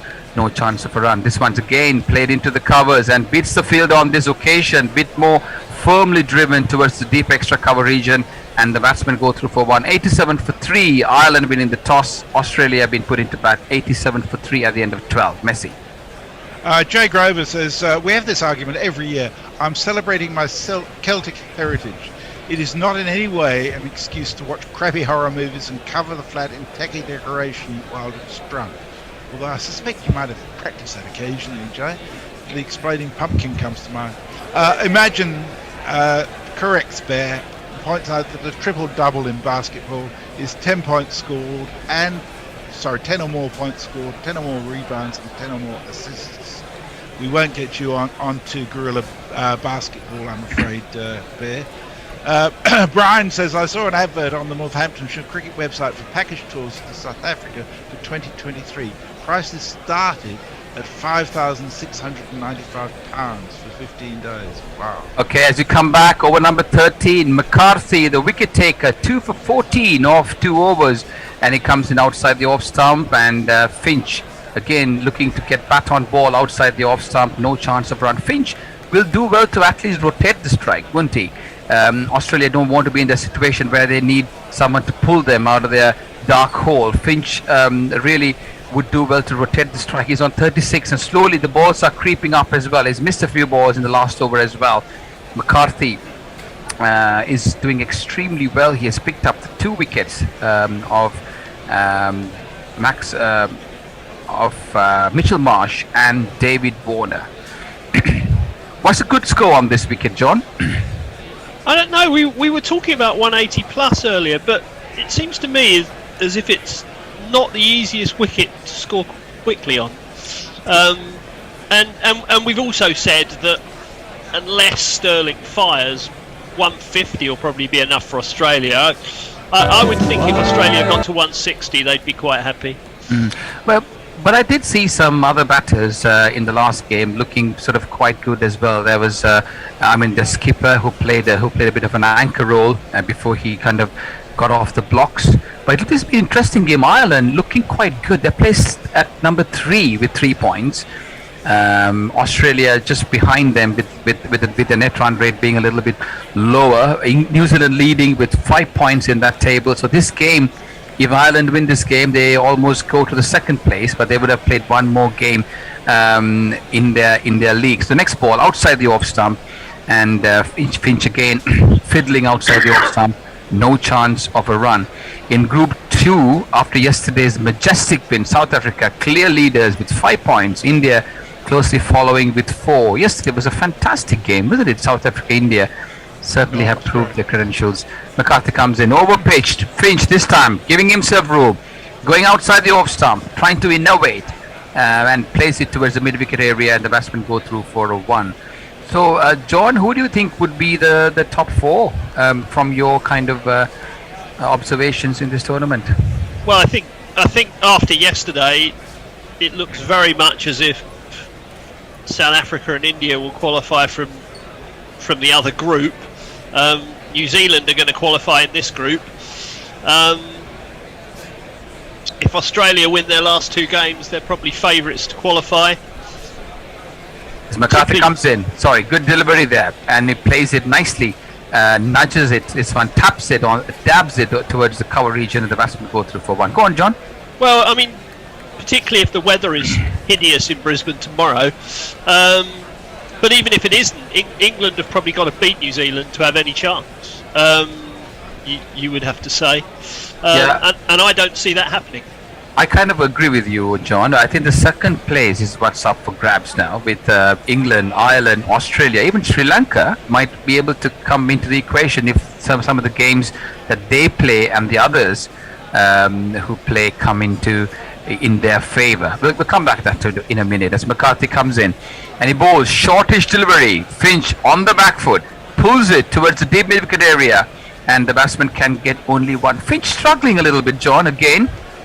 Yeah, the timing is off. I mean, the previous shot to this that he played, he looked at the bottom of his bat because he got it right off the toe end. He's just, you can see he's a man searching for timing and searching for form. It's not really there.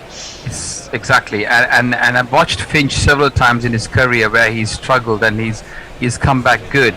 But let's hope for Australia that he fires, because that's the missing clog in their batting lineup at the moment.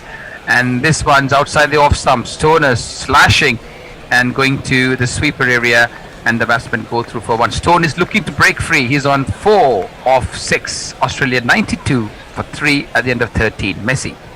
I was just going to say, I don't know if anybody else gets it, but watching McCarthy very much gives me Shane Watson vibes. Pirate Badshaw says, morning, still tired, Mike Driftwood. Jason says, I went in 2015-16 to Cape Town for a 15-day South Africa tour and the tests where Stokes scored 258. Self-arranged with about 15 others for about $2,500 all up. At 20 plus rand to the pound, we ate and drank like kings for virtually nothing. Definitely a good time to go. And I remember Katie telling us that the tickets were really cheap and you can never have problems getting a seat there. And Leah says 13 at a strike rate over 140 is still a useful T20 innings, I would say, though. Yeah, probably. Interesting thoughts. Interesting thoughts. Please keep them coming, viewers. We like a bit of a debate, a bit of a banter. Messi and I, we have to pick up on our little debate that we started a few days ago, and this one's overpitched. Delaney, I like the look of Delaney. John, what do you think? Flights the ball, wicket taker. Do you think? He certainly bowled well so far. He's frustrating them and irritating them. Yes, indeed. That's a good way of describing that. It's a bit of a thorn in the flesh, in other words. Driven, overpitched, handsomely driven. Beautiful effort there by the fielder at long on, but that was meticulously placed, driven with exquisite timing past the bowler, and the ball reaches the boundary, and Stoners gets a boundary in Australia, trying to get off to a bit of a...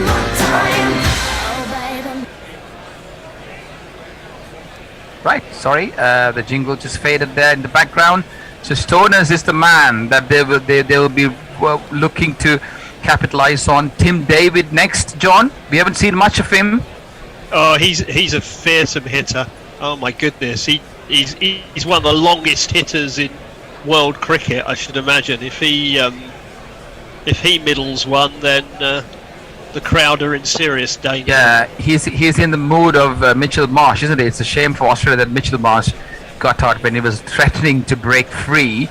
But for Australia's sake, Finch struggling, maybe a good idea if Tim David comes in, but he's normally known for the last few overs, isn't it? I mean, Dinesh Karthik, for example, yesterday, he came in when he had to build an innings, and he was really seemed totally off color, didn't he?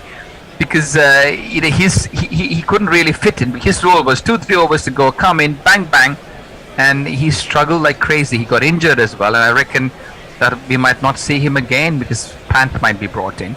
But India looking good yesterday, gents. Well, well, apart from their fielding, they ran into a South African side who are very much on it. South Africa are definitely the dark horses of this competition.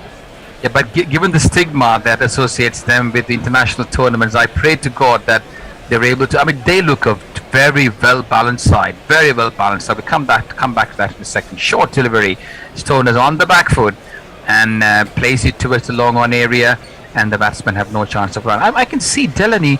He's a very smart cricketer. The way he's been bowling. Although he's been hit for a 4 earlier on, I mean, we saw how Stones took Hasaranga apart in the innings. It was like the world's #1 T20 bowler being hit into the stands like it's bread and butter for him. But Delaney doing very well, impressive. This one's overpitched, driven handsomely over the long off area, and the batsman get a 6 there. Stones gets a 6, a mighty hit there, and Australia off 104 for 3.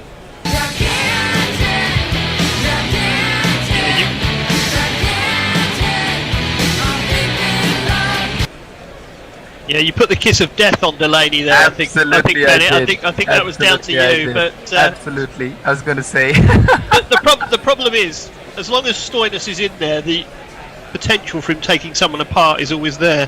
Is always there. You're right, and this is driven handsomely towards the long off area, and the batsmen go through for a single 105 for 3. I mean, being a leg spinner, that's a part of it, isn't it? You have you get hit, but if you are a mature person, mature bowler, clever thinker, you can always come back.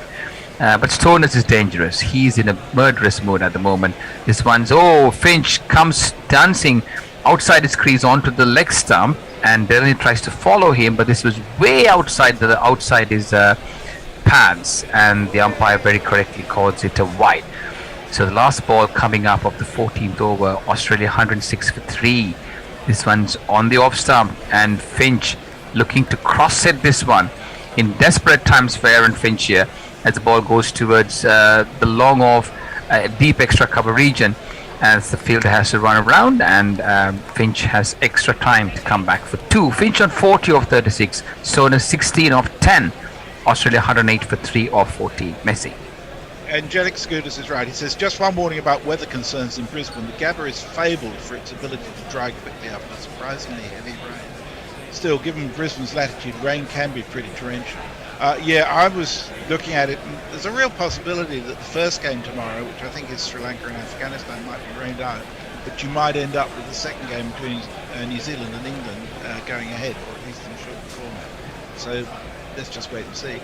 Jason, talking about South Africa, said tickets were 120 to 160 rand for a day's play. That's about 6 to 8 quid if you source them locally through South Africans. We did.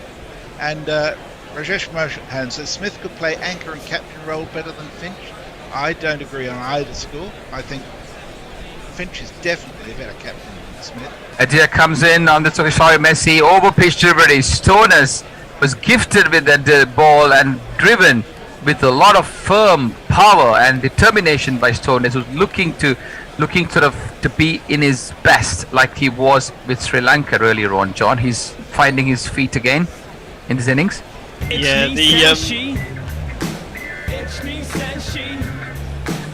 the danger signals are out for Ireland, I think now. They really are. They have to get rid of Stoinis very quickly. He's like just trying to bowl it way outside the off stump to give him to trick the batsman there, but Stoner's not looking to chase. Shoulders, arms, umpires gets a bit of exercise by lifting his hands wide call there, and Australia looking to break free here. This is a chance. This is over number 15. It's the last over of our stint, and there'll be change at the end of this over. As Stoner's looking to break free, looking good, 20 of 11, and overpitched, hit high into the night skies, but it didn't have the distance. Well, it did, but beautiful piece of effort there, by McCarthy, who was on the line. He jumped and picked up that ball and put it back onto the line. I think he's done himself some injury here. He's very, very lucky not to get himself even more, but there is some help there for him. I think he's hurt himself, and this was hit hard and high into the night skies. What an effort! He was on the boundary rope.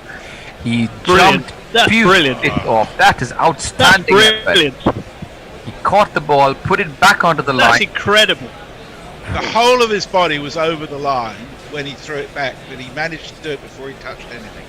And brilliant. That's a fantastic piece of fielding. He's seriously winded as a result of that, which nobody would be surprised to hear.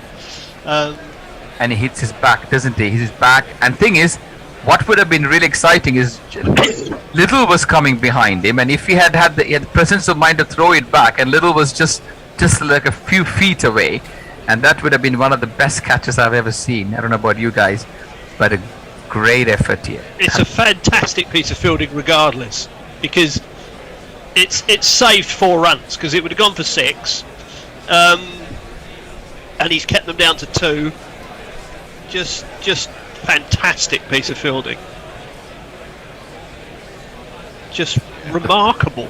The presence of mind, right? You're running back. The presence of mind to know where the boundary line is. On top of that, and releasing the ball instead of worrying about him being injured or knocked out, which is just outstanding. So Ireland fielders appreciating his efforts. He's still on his feet. McCarthy, the danger man for Australia, having picked up 2 wickets earlier on. Dyer lucky on that occasion. McCarthy saving 4 runs. The Dyer bowls, shortish delivery. This one's well placed on the back foot. Goes Stoners, and he knew the fine leg was up, and he lifts it over in the vacant space there and picks up a boundary. Stoners 26 of 30. 1, 2, 3, 4. I'm afraid that falls into the category of completely brainless bowling, really. Your fielders just saved 4 runs with a remarkable piece of fielding, and you go and bowl a rank short ball with fine leg up. I would say that's nonsense. I would go on to say a bit of innovative batting as well, as Stoners came out well outside the off stump, gave himself enough room to pull that away. I mean, I didn't think he was expecting that from the batter, but Stoners looking threatening. He's gone back into his murderous mode that he was versus Sri Lanka. Can he dent this Ireland attack? I think I would have backed my mother, who's 81 with an arthritic knee, to hit that for 4. That's dreadful bowling. As the die comes in outside the off stump and driven on the back foot by Stoners, and the batsmen go through for 120 for 3. Stoners and Aaron Finch at the wicket. The interesting part of play here, 2 balls to go in this over. Stoners 27 off 14, Finch 40 off 36. Australia looking good, threatening to break free. Ireland having had Australia in a bit of a wobble earlier on, slowly but surely coming through here outside the off stump, and Finch lets it go through aimlessly to the wicketkeeper, and the umpires again getting some exercise here, widening their arms, and white call. Dyer bowling his 3rd over, not for 30. Who do you think was the pick of the bowlers, John, for Ireland? Well, I think both Little and Dockrell have bowled well. McCarthy hasn't bowled particularly well, but he's got wickets. But if you've got others bowling well at the other end, that can pay off for you. And this one's on the leg stump, and this one umpires calling it a wide again, and he's bowled 3 wides in this over. He's trying to follow the batsman. Finch not falling for that. Yes, I agree. I mean, usually it's the better bowlers who don't end up picking wickets, isn't it? Because as they tie down the batsman, it's on the other side that they're looking to score off, and they end up picking. As I made my observation at the beginning of commentary, McCarthy is one of the most expensive bowlers in the side, but he's been very successful. That's way outside the off stump. Dyer losing the plot a little bit here now. This is the 4th wide in the over. The wheels have come off entirely here. This is this is all about pressure. They know that Stoinis is ready to take them down. They don't know he doesn't know where to bowl to him, and he's just completely lost any sense of rhythm or direction or anything. Yes, indeed. And Australia slowly capitalizing on this. This one's played rather blindedly, like he was coming up on his face, and he goes on the back foot and hoiks this one over the square leg area, and Finch gets a boundary to his credit. 127 for 3. Goodness me. 19 off the over, I think. Yeah, he does. Ugly. Really ugly. Shot was quite ugly too. He had his head was moving all over the place. He almost was taking evasive action. Finch looking ugly but surviving, and the others playing around him. What can Stoinis, Tim David, Matthew Wade do to popple this score up? This once again.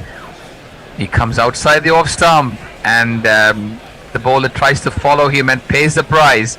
Another wide. How many wides in this over now? 5? Yes, yeah, I think that's 5. This is.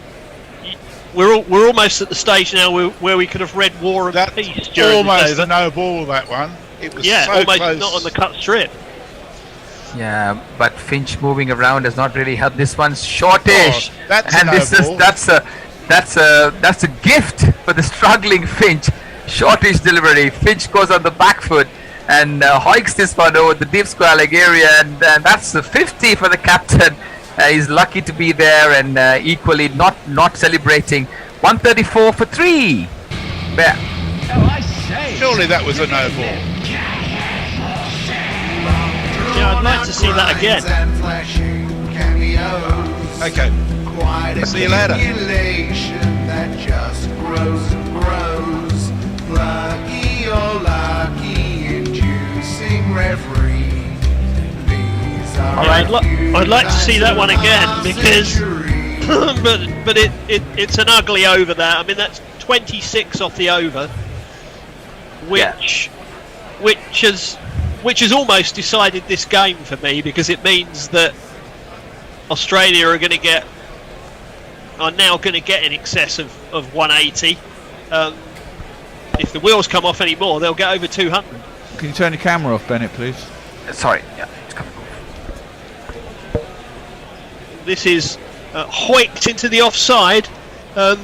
Fielder coming in, doesn't quite get there. I don't know whether it carried, but they've raced back for 2. I'm not sure whether that carried or not. Can't really help you, unfortunately. It looked like, I don't think it quite did. I was waiting about 10 minutes to get in. There was 2 balls left in the over for about 10 minutes, it seemed. Yeah, that's because there were about 64 wides Yes. in that last over. Here's Dockrell again, anyway, and Stoinis backs away and slaps this pretty straight. They're only going to take 1 this time, but 137 for 3. This is running away from Ireland at great speed, is it not? Yes, it is, rather, and they don't even know if they want to get Finch out or not, because David's going to come in. 10 minutes ago I would have said they would want to keep Finch in, but he has actually just hit 4 to 6, so he's finally getting going. Here is Dockrell again. The aforesaid Finch backs away, sticks a hand up, something's distracted him. So we're going to have to do this one again. He settles in again over his bat. Here's Dockrell, and he just works this one away on the leg side. Fielder comes round from backward square, and they walk through for 1. 138 for 3. I mean, you do it anyway, but Australia now really should be in a position where they can push for 200, go for that run rate boost. They've got plenty of batting to come.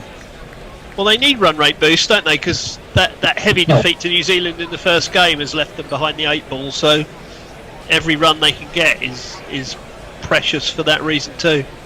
Yeah, it would help. Again. Stoinis backs away, drives through cover.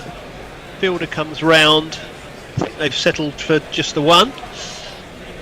Yeah, if England can beat New Zealand, then a three-way tie at the top of the group is very much on the cards, and then I believe it is going to come down to run rate. I thought it was the. Sorry. That one has slipped past the outside edge of the bat, and oh, actually, he went to switch hit it, and then missed it anyway. Oh, this one, he's lofted it. I think this is going to go for 6. Yes, it is. It's a huge hit. Spoilt the over.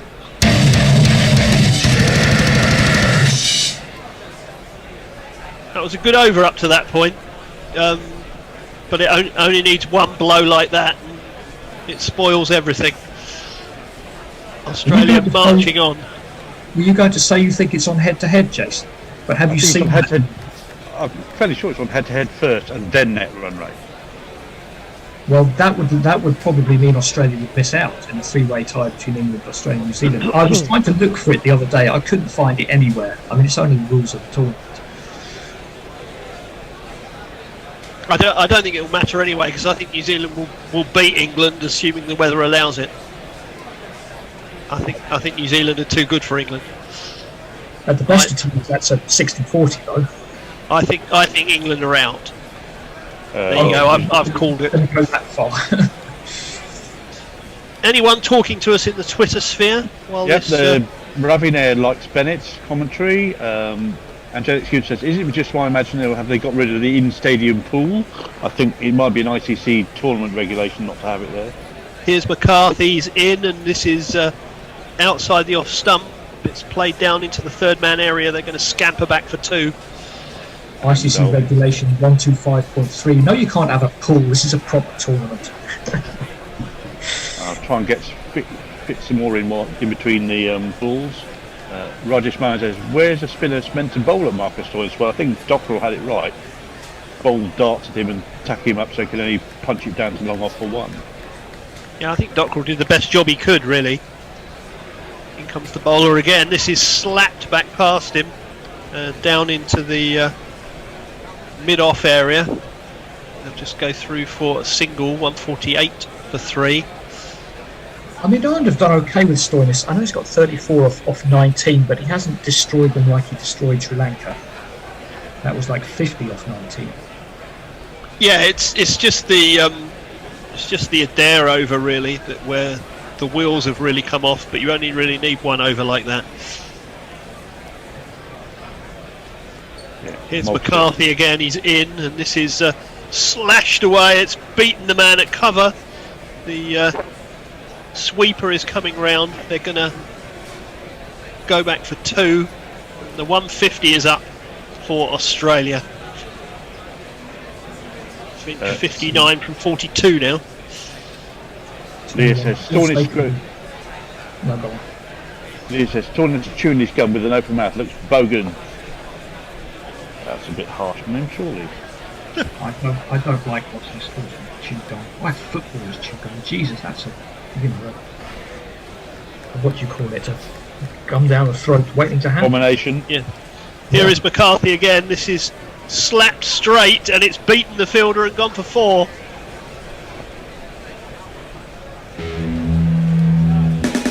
One, 2, 3, 4.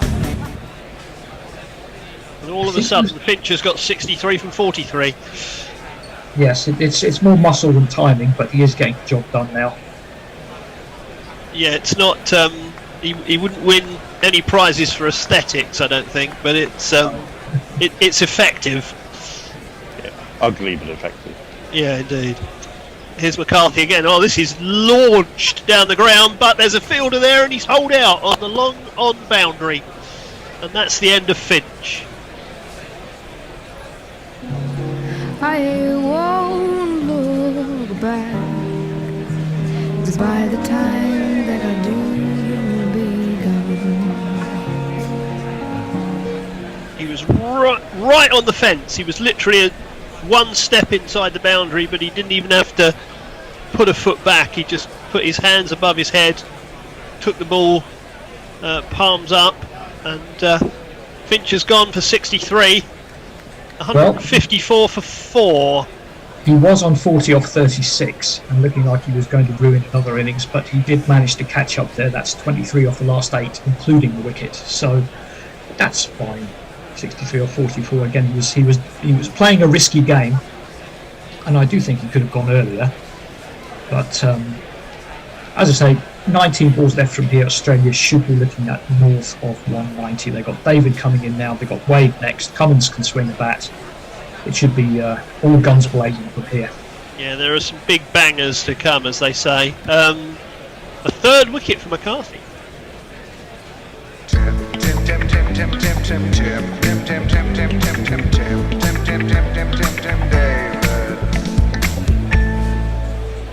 Imposing figure of Tim David, and he pulls his first delivery into the leg side. The mid-on fieldsman runs around towards Cow and throws back in, and David's got one. He's pinched the strike. It's 155 for 4. McCarthy finishes with 4 overs 3 for 29. Pretty respectable stuff. Leah says, sorry, not Leah. Mog says, fair to stop that. Talking about McCarthy's drop on the boundary, despite the Bradley boost spine upon landing. And Leah also says, not the best over I've seen from a bowler, talking about Mark Adair, but not the worst either, mine. She must have watched some of my bowling sometime. Mark says, I'll be back shortly. I'm off to get the stoin on my shin, Lance. I think that's the one there. Pirate Badger says, flat finches. Dockrell to David, who's just pushed that very respectfully out onto the leg side.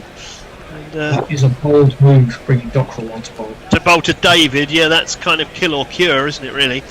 Not sure if they have any more seam options at this point. He got away with that one anyway, so that brings Stoinis back onto strike, though, who's really beginning to find his groove. So that could be equally dangerous. Here's Dockrell again. In, and Stoinis backs away, but he's missed that one. It's ricocheted off the keeper. Get a little edge on that. Did he get something on it? Is it a spill? Just give it a chest. Yeah, he did. So it's a drop, technically speaking. Would have been a pretty difficult one, I think. But again, he backs away and he swings this into the leg side. Bounces just in front of the fielder, throws it back in, just a single. So Dockrell doing a decent job so far in this over, just 2 runs in 3 balls and a drop catch. Well, maybe the figure that actually the team has been going for even more. So give this a go. I would be surprised if we have any more spin in 19 or 20 though. Here is Dockrell again anyway. Bowling to Tim David, who swats that away into the leg side. Again, just a single to the man out on the fence. Are we going to be critical of the wicketkeeper on that drop, chaps? Not from what I saw. No, that's expecting too much. Too short. Pretty unlucky, I think, yeah.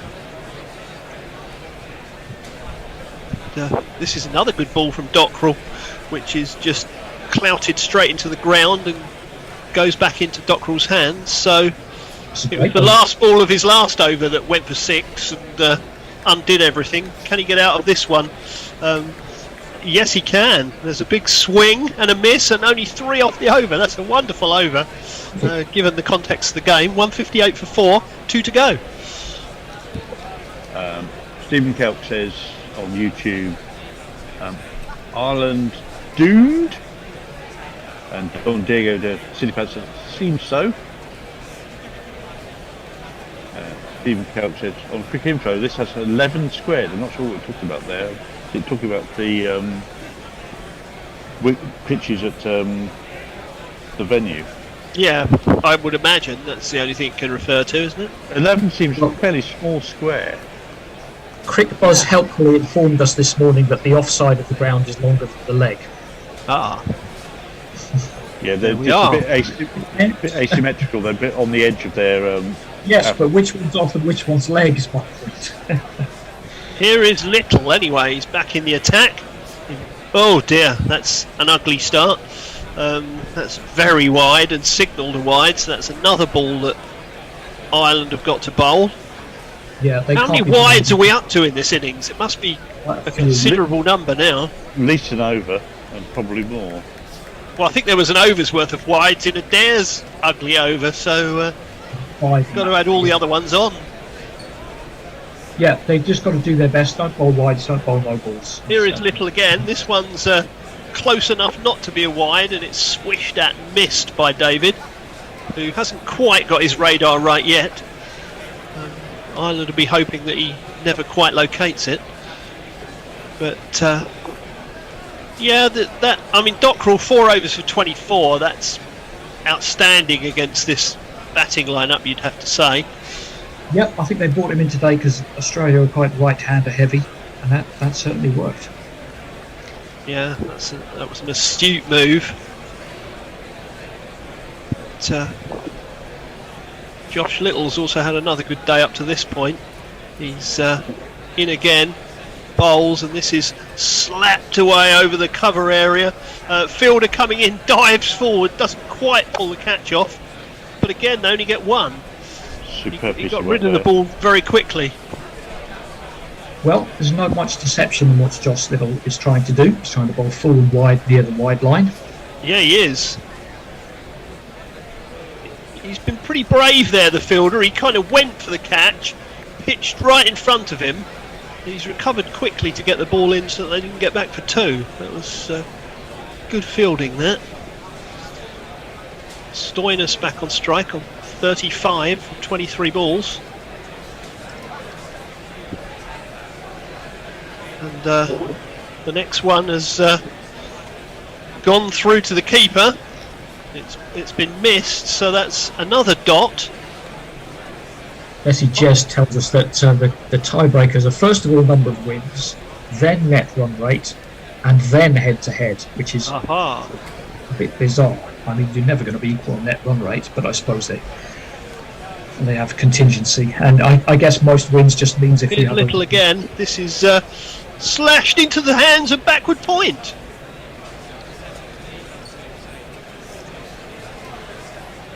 Yeah. Fuck off! Just fuck off! Bit harsh. I was only trying to finish my. Yeah, well, what have you ever done to deserve that there? On your right, mate. It's literally just slashed into the hands of backward point.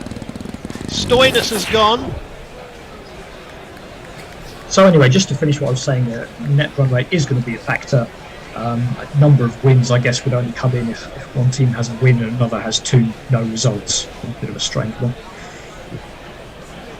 Well, again, potentially that favours Australia over England if the weather is bad in Brisbane tomorrow. But, well, if the weather is bad enough, then England will run and get a point, and that will. Yeah, that will probably eliminate them anyway. Yeah, absolutely. So. It has to be said, since that Adair over, Ireland have fought back pretty well. They've done well. It may be too late, but they've fought back pretty well. Already have enough, but no, they have done well. It's a good over from Dockrell, and it's a decent over from Little as well. All they need now is a Sterlo blast at the beginning of their innings to get them back into the. Yeah. Well, he'll have to play a slightly longer blast than he sometimes does, I think. For them to get near this, but he's certainly capable. Matthew Wade not happy about something. He ain't heavy. We Matthew Wade him. I think that was a full toss from Little. It's driven to mid-on, and they go through for one.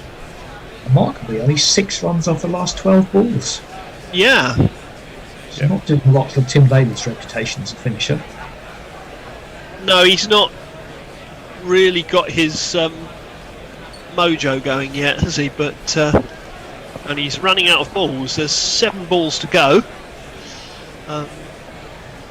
Here he is now, anyway, facing Little. He swings this one away, but again, it's just a single.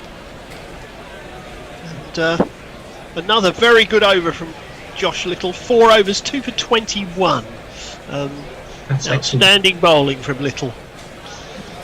Colin Rosenthal says that the pool has gone the way of the IPL cheerleaders, i.e.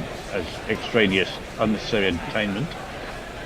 Mob says Dockrell went for less in his 4 overs and Adair did his 1 wider armour. Very good. Very good. Leah says Ireland fighting back valiantly, but that Adair over might prove fatal. I think that's a bit too late for that.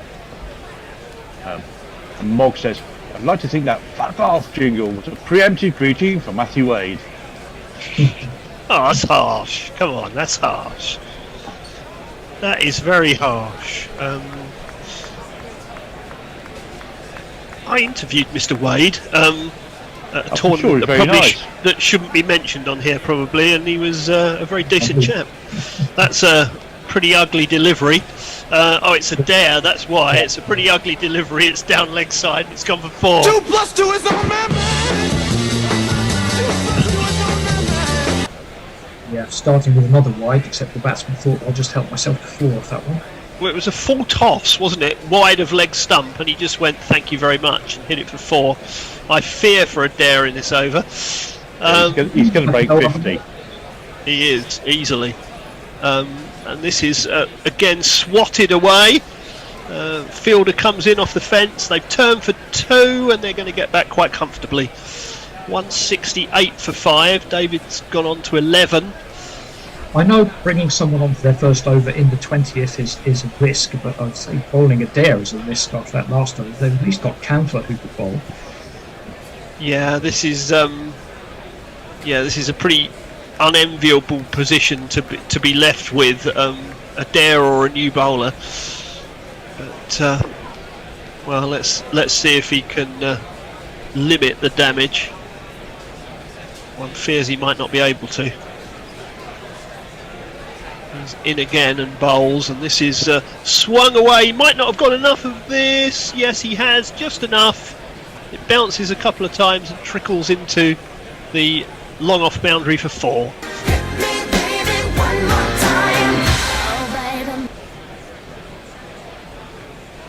Well, if his long off was up, he shouldn't have been bowling there. No, he shouldn't. No, it was far too full.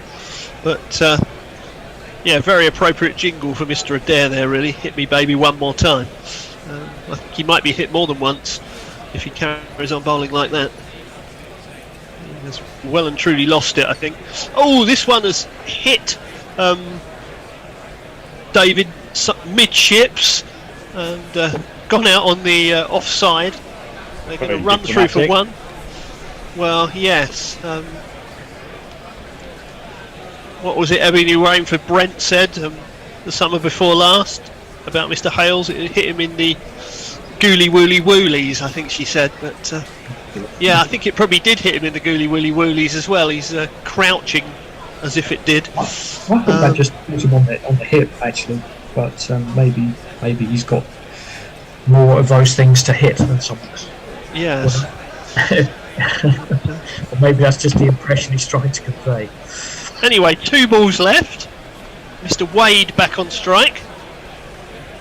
11 from the over as we stand, which is quite cheap compared to his previous one.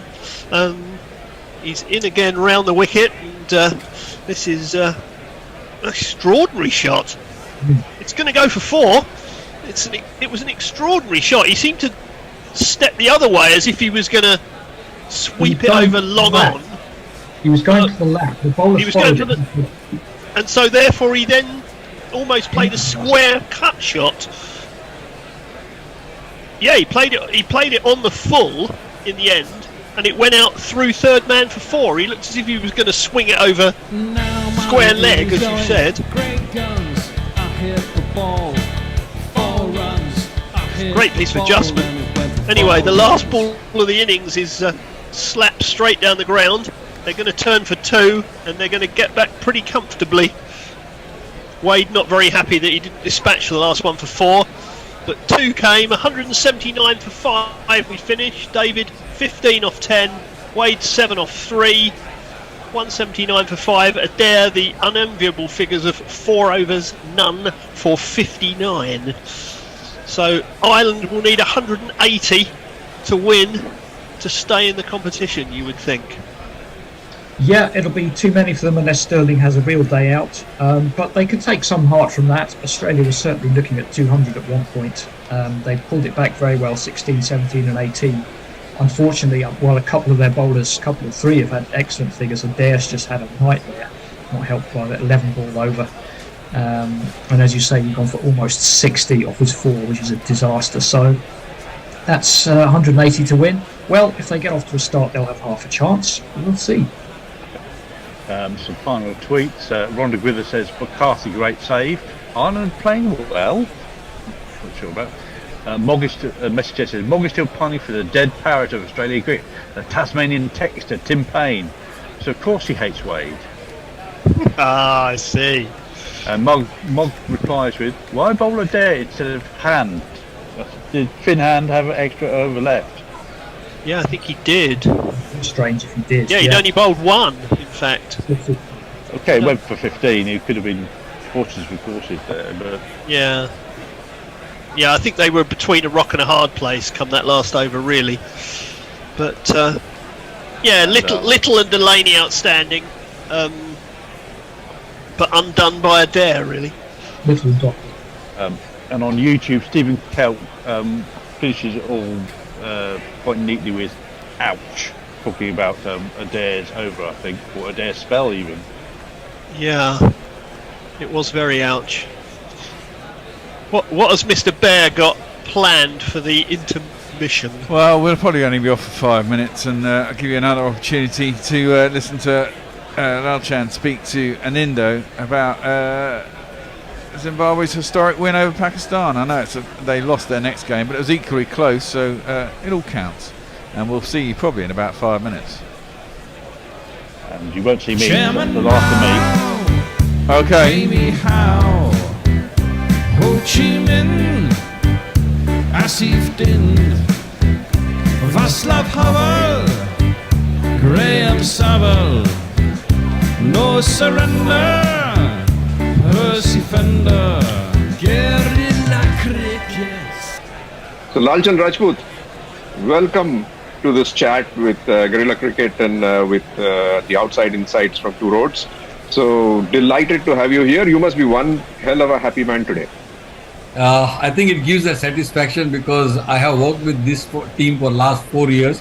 I have gone through a lot of ups and downs. There were a lot of struggles. There were a lot of hiccups in between, but still we managed to, get where we are. And I'm really, really happy that now the whole world knows that Zimbabwe can compete against the best teams. Absolutely. In 1983, I think Kapil Dev's India already knew that. But, somewhere in between later on, that sort of fell off the radar, I think, in this millennium. But it was amazing to see them perform over the past few weeks.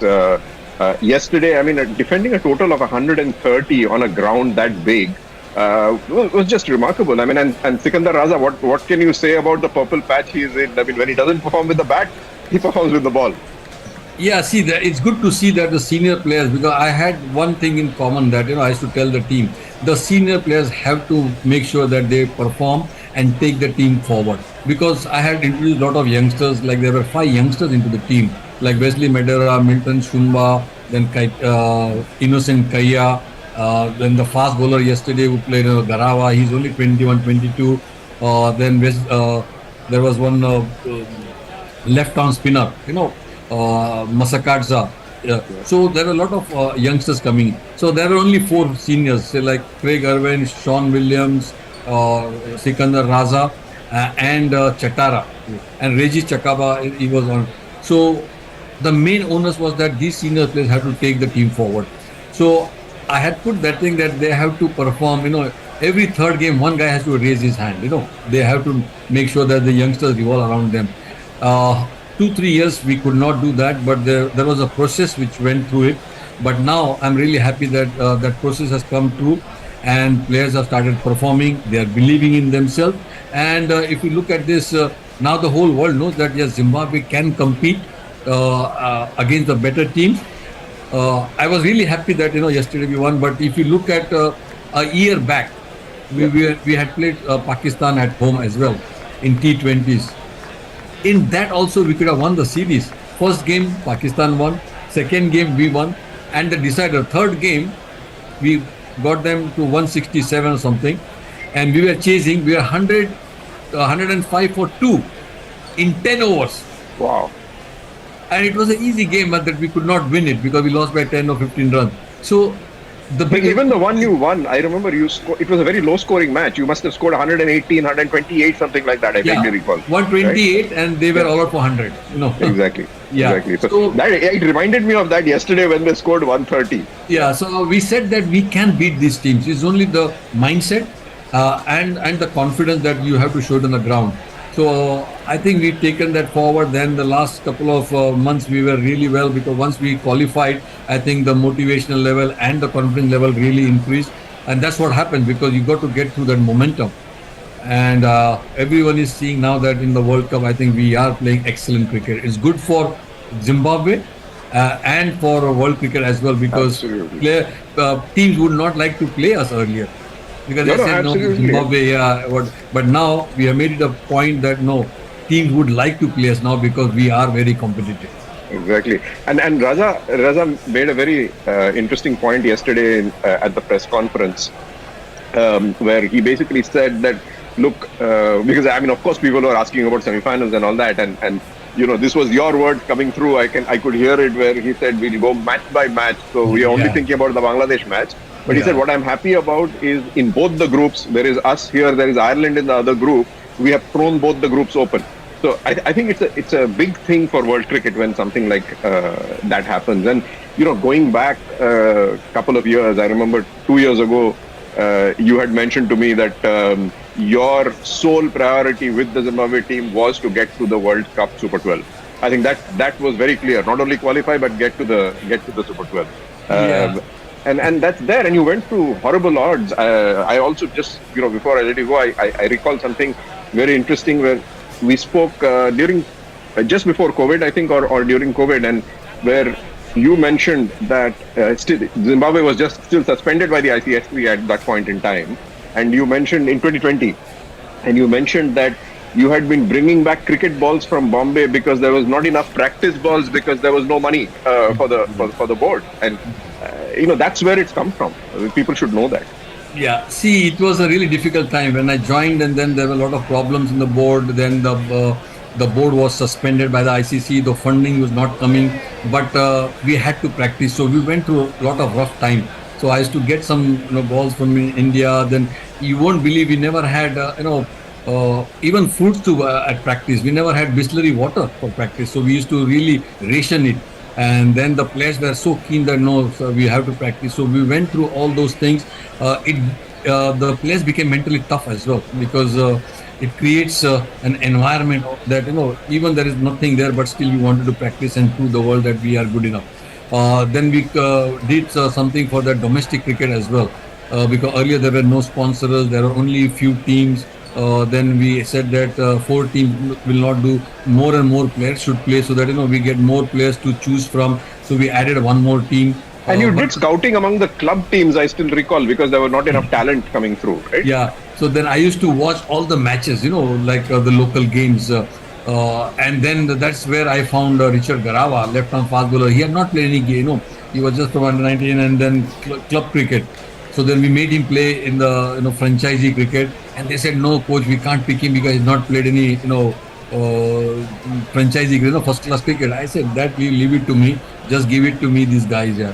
So that's how we used to get. But I'm really happy that the board was very, very supportive. See, you require the management to support you, and plus the selectors. So they were really supportive to me, and they never said no, whatever I said. He said, no, coach, you have come here, we hired you. I know you're a neutral guy, so you will always like the team to do well. And that's how, because we never had a left-hand fast bowler. I said, we need a left-hand fast bowler. We never had a leg spinner. I said, we are back. It's me, and it's Messi, and it's supposed to be Bennett, but he's not here yet. I am. But Tony I've is. been sitting here in my capacity as reserve. You are Bennett now. You were Jason earlier. Well, hello everybody, it's Tony Bishop here. Hello, welcome Tony, to all you fresh viewers from the out flesh there. pots of Wigan. Though I have been exploring the flesh pots of Wigan. Where most of the flesh doesn't actually have its own teeth, I discovered rather excitingly. That's a foul thought. Right. I just made a wonderful discovery before you go on. The ABC didn't even report this, but Bolsonaro lost the presidency of Brazil. Yes, he did. Yes, he did. Close run thing. A couple of percent in it. Yeah. But that's good news. He was a twat. Anyway. Well, we are back. Time we probably need to jingle up. Exactly. Participants. Here's a distinctly chunky and unmistakable figure. He won't be getting out. Who am I talking about? Oh, Sterling. He's a different Sterling jingle. Good lord. He's opening with this man. Here comes Andrew Balboni. He's a total hero. Here comes Andrew Balboni. He's the sweetest bat I know. And this man's bowling. Simple equation. 180 is what's needed, and this first ball is nearly chopped on by Sterlo, and it just missed his off stump. Josh Hazelwood, of course, is our opening bowler. He may well be being jingled. He had been. In which case, I hope you enjoyed it. Right. 1 run. Ireland off and running. Sterling off and running. The earth was fairly shaken. I nearly put some money on Ireland. At one point they were 18-1 in the middle of that Adair horror over. Wow. They come into 9-1 now, so I'm going to wait for them to go to double figures. Messrs Menon and good old Gaffers, your umpire. And you messes me. Oh, sorry, not Messrs. I said Menon. Menon, not Messrs. I'm getting. You're not umpiring. You are telling us the weather. That one is pushed into the offside by Andrew Balboni. You said Messrs Menon and Gaffney. Well, that's a fabulous firm of solicitors. Yeah. You do an awful amount, a lot of fine work in the Perth area. One without loss. Who is this Tony person? Is he new? Is he new? He's getting everything wrong. He's got no notes, that's why. Oh my God. I've done my notes for tomorrow. I'm operating, I might as well be blind. Oh my dear Lord. As we wait for Hazelwood. Right arm over, in he comes. Swinging a little bit late too, but Balboni again just dabs to the offside once more. There is no run. One without loss. Ireland and mighty 180 to chase. It could have been less. But was it Stoinis who really took to mark there? It was Stoinis and Finch. He basically had an absolute horror over where he didn't know where to bowl. Oh, well, there you go. And I think actually John was a bit unfair because the first ball was actually, John said, was shite. I thought it was pretty good. It was short. It was wide outside the off stump. Stoinis went inside it, hit it over short fine leg, and then he seemed to lose it from there. Hazelwood again. Balboni steps back. He's looking to work the ball away into the offside. He misses once more.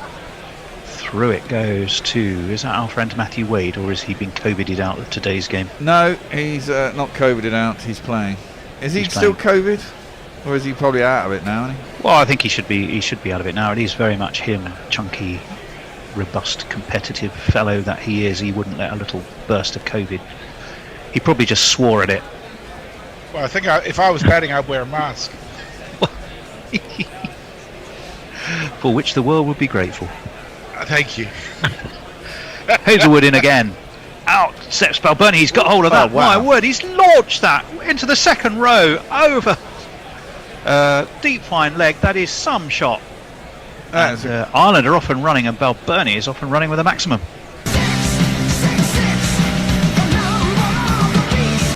That certainly helps that over. Because he wouldn't actually be running, but you know what I mean. Yeah. Great shot. I mean, 79 metres. Matthew Wade, who's only a small fella, had to really arch his head upwards to see where that had gone, but it had gone several rows back, and Irish fans are dancing. This one though is just steered to backward point. Again, there is no run, and off that Hazelwood over. It is 7 runs for against him, 7 runs for Ireland, 7 without loss. Messers. Warren says morning all. You're up late, Warren. It's nearly 6 o'clock there. God. Jay says, why on earth was Tony in Wigan? That place is like a backwoods US horror movie. To be fair, I didn't help myself by trying to buy a tie-pin and Guardian at the Wigan market on the morning of a friend's wedding. Well, he was there to see Watford thrash Wigan 1-0. We won the last 3 minutes 1-0. We'd drawn the first 87 0-0. If you want to look at it that way, it wasn't the finest game, but an away win is an away win. Found some fabulous restaurants. Actually, do you know what? To be perfectly fair on Wigan, I can tell you it's got a couple of really, really nice restaurants. One called the Red Door, which is kind of a sort of a bistro-y place, and Fat Olives. Oh my word! Which I thought was the name of the lady that owned it, but it wasn't. It's actually the name of the restaurant. That ball that but yeah, it hit the top of the bail and didn't knock it off. It kissed the bail on its way through. Here's another unmistakable figure. It's Paceman Pat. We'll probably jingle him up after this delivery. Pat Cummings, Test captain, of course. Right arm over. Big shout on Sterling. I think way too high there. Way too high, yeah. Way too high. You know me. I'd never give a dodgy umpiring decision, and that well, to me was I don't know way about too that. high. I certainly don't know about that. However, that was too high. Not that he's bitter. Not that he's been bitter for the best part of 5 fucking years now. Well, your son's just as bitter. Well, he has every right to be. No, he doesn't. Every right to be. What it's family business, mate. Talk about family feuds at Guerrilla Cricket. Jesus Christ, this goes on forever. Well, I think it will. I think it will be. 7 without loss. Sterling is facing Pat Cummings. If Sterling ticks, Ireland are in the game. That's the general feeling. I wouldn't disagree with it. And Sterling has lofted this high over mid-wicket. That should fumble its way to the sponge. It does. For Sterling's first boundary. Oh, we should have Postman Pat's jingle. We should. I just queued it up, but nothing happened. Sins of the father, mate. Sins of the father. Postman Pat and his baggy green cap. Early in the morning, just before the warm-up, he has to pull out with the dodgy back. Well, I'm sure most of our listeners are aware of this story. We wait for Cummings. Oh, wow. But Sterling's launched this again! That's up into the Brisbane night sky. That's off down Wollongabba High Street, I reckon. That's enormous. 6 for Sterlo, 6 for Ireland. Wow. That's stupid. Ireland just come in at 4-1 from those 2 hits. And people That are getting was a an bit silly. absolute job. Well, this is what we've said, though, chaps. We've said Sterlo fires and Ireland are in this game. Sterlo goes, and you rather worry for their... Oh, they have chased in the qualifying tournament. They chased down an unlikely score, didn't they? Yeah, and it wasn't done by Sterlo, was it? It was done by Camphor No. and Tector. There are It was players Curtis who can Camphor do was it. one of them. That was the 200th tournament 6. That one rather squares Sterlo up, but he still will take a single down to backward point. And even the thing is, even if he doesn't fire all the way, if they get off to a start, they don't lose. If they get to 4 overs without losing a wicket and have 30 on the board, as long as they don't lose those 3 important wickets in the power play, you think that they've got some leg bangs. No, well, I absolutely agree with you. Indeed, against England, I think he only got about 12. Or he didn't get many. Accepted. But crucially got them in rapid order, and he set a tone which Ireland followed. In comes Cummings. Balbirnie steers this, but steers it straight to cover, and there is no run. He's quite strong through there. That's where he got his runs against Woody, wasn't it? It was indeed. It was stepping away and slapping it through the offside. He needs 12 runs to get to 3,000. Georgie Dockrell needs 2 sixes to hit 50 in T20. Adam Zampa needs 1 wicket to get to 250 in T20s, and Matthew Wade needs to grow 6 inches to be at least at halfway decent height. It's amazing. Balbirnie's 3,000 T20I runs. This Cummings in. Oh dear, oh dear, oh dear. Balbirnie has moved across to his offside, trying to work him down leg. It was gun barrel straight, and I'm afraid his off stump's been pegged back, and Ireland have lost their first wicket. It's Andrew Balbirnie for 6. Cummins the man who's taken it. Came off his legs, didn't it? No. He'd stepped way across 2 leg, and it was his off stump pegged back. I'm sorry, off leg. Was he a left-hander or right-hander? He's a right-hander. Right-hander. Yeah, I was right the first time. Yeah, no notes really is a disadvantage, isn't it? Well, it is. I can't look down and go. I could actually just look at what's in front of me. That also would help, wouldn't it? That helps. Yeah. Anyway, Mox says Teddy has no notes. Thousands of trees breathe a sigh of relief. Morgan Halfleisch says, good morning from Namibia. So how about playing some of those Namibian jingles you made but couldn't deploy? Well, as it happens, in the break in yesterday's India-South Africa match, a number of them were played to give them some airtime. What I'll do when I get off air, Morgan, is I'll find the spot on the YouTube recording where they're being played and link it into your tweet so you can listen to them again. Well, Lorcan Tucker, new man to the crease, 791 T20 international runs for him. He's not facing though, because it's going to be still Sterlo who is going to be facing the first bowling change, and it is this man brought into the attack.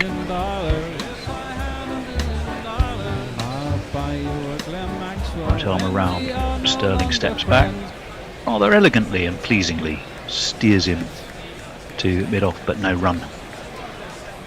Right on the money straight away, Maxwell there, Bear. Yeah, he was. Sterlo will still be trying to be aggressive though, won't he? Sterlo, well, he was indeed. He stepped back, and I'm afraid he has smashed this straight to extra cover. It's been taken. Sterlo's in the game, Ireland are in the game. I'm afraid Sterlo is no longer in the game. He's gone for 11. He's been caught off the bowling of Glenn Maxwell, and that's bad news for Ireland.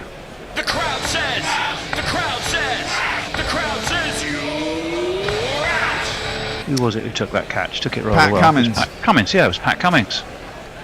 No longer a man with a dodgy back, because a man with a dodgy back couldn't have got across and down that quickly. He took that very sharply indeed, did Pat Cummins. Sterlo looks rueful, as well he might. 11 off 7, he was going nicely. He'd hit one enormous 6, but he has to go. Message, do you want to squeeze in some extra messages? Yeah, I expect you'll get 20 to 1 on Ireland now, mate. I've just got 16 to 1. Yeah. Angelic Scooter says, I saw my team's Charlton was involved in quite the fun match on the weekend. 2-2 after 89 minutes, then rallied from 2-4 down in injury time to draw level at 4-all. Craziness apparently ensued, I can imagine. Four goals in injury time, basically. Harry Tector. Leah says, Harry Tector, new man at the crease. All right. Maxwell into him, just nudged into the onside. There is no run. Finish that one, message. Leah says, just found the Red Doors menu, and the root vegetable stew sounds pretty good. No. Yeah, sounds alright. Not my sort of thing. Tickled off his legs by Tector. Down towards long leg, it is going to be fielded. They will come back for a pretty sharp 2. Ireland will move on to 20 for 2. 3 for Tector, none for Tucker, but they have lost both Sterling and Andy Balbirnie, who clearly wanted to set a blistering pace. 38, I think, were Australia off the power play. That's not quite where he meant it to be, I don't think, but it has gone all the way to the long off boundary. Umpire men on signals 4, and 4 it is. Well, I haven't had time to put my sunscreen up, so I'm rather struggling to see anything. So I'm noteless and almost pictureless. Oh well, my I've got God! a perfectly fine picture. It's all falling apart. So, in a game I wasn't actually supposed to be doing. Maxwell, round the wicket he comes. This one is waited for. Pulled, I'm afraid, straight to mid wicket. And Harry Tector, he's gone as well now. 6 for him. He's been caught again. 2 wickets in this over for 6 runs from the bowling of I Matt knew you 12. should have sold Ireland at 4-1 there. Yeah. Was that Steve Smith who took that catch? It was. Shit takes wickets. She takes wickets. It was more square leg, really. It was a shit ball though. It was. A leg side half jingle tracker. to play. Oh, well, I have. I played the shit gets wickets jingle. I know, I can hear it. And I said, and the right jingle to play. Indeed.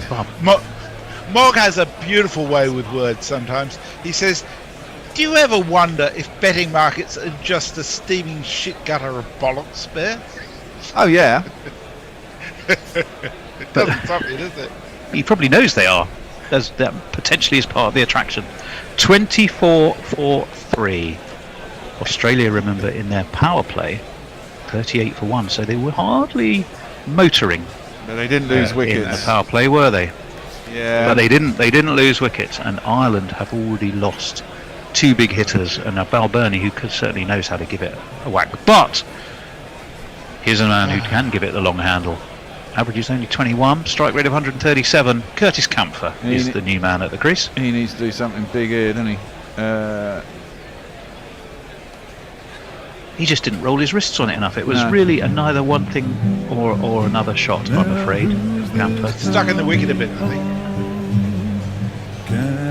Yeah, it might have done. Is there a reason we're just seeing Boy Scouts dressed everywhere and Girl Guides everywhere? I don't understand any of that. No. Mitchell Stark into the attack. Steered off his legs. Will be a single for Lorcan. Leg by, I think. Well, leg bys, yeah. The DRS timer's counting down. Ooh, has Mitchell Stark got himself a fairly straggly beard now? I think he has. I just think he hasn't shaved properly. Maybe not. Annoyingly, I missed my first under by half a run. Ooh, actually, that catches the it's outside of the front of his pad. front leg, but I think he was just outside anyway, so just outside the leg. Campher will face. I mean, this is Stark will pull out of that run up. Isn't this made for Mitchell Stark to bowl searing pace in swinging Yorkers? Yeah. You'd think so. Yeah. Quite often these can go 2 ways: a recovery, or B, ignominious collapse. Well, I wouldn't. Neither would surprise me, but the ignominious collapse possibly the most likely. Well, if it does, that puts England in all sorts of trouble, doesn't it? Who'd have thought? Well, because it will crank up Australia's net run rate, having been given the opportunity to bat first as well. That margin of victory will help. At the moment, New Zealand top the group, England second. England's net run rate 0.24. Australia's just disappeared. Did somebody manage to read that? Minus 1.56. Minus 1.5. Should have improved. But I think that's before today, isn't it? Because obviously you can't have a net run rate during a game. It's only when the game is completed. We're seeing some lovely views of the Brisbane night sky up on the Gold Coast. This one is swinging in, and it has absolutely uprooted Campher's off strike. He was playing what looked like the perfect forward defensive. The only thing slightly not perfect about it was that he completely missed the ball, and it's bowled him off stump, neck and crop. That's Bear's wicket. Yeah.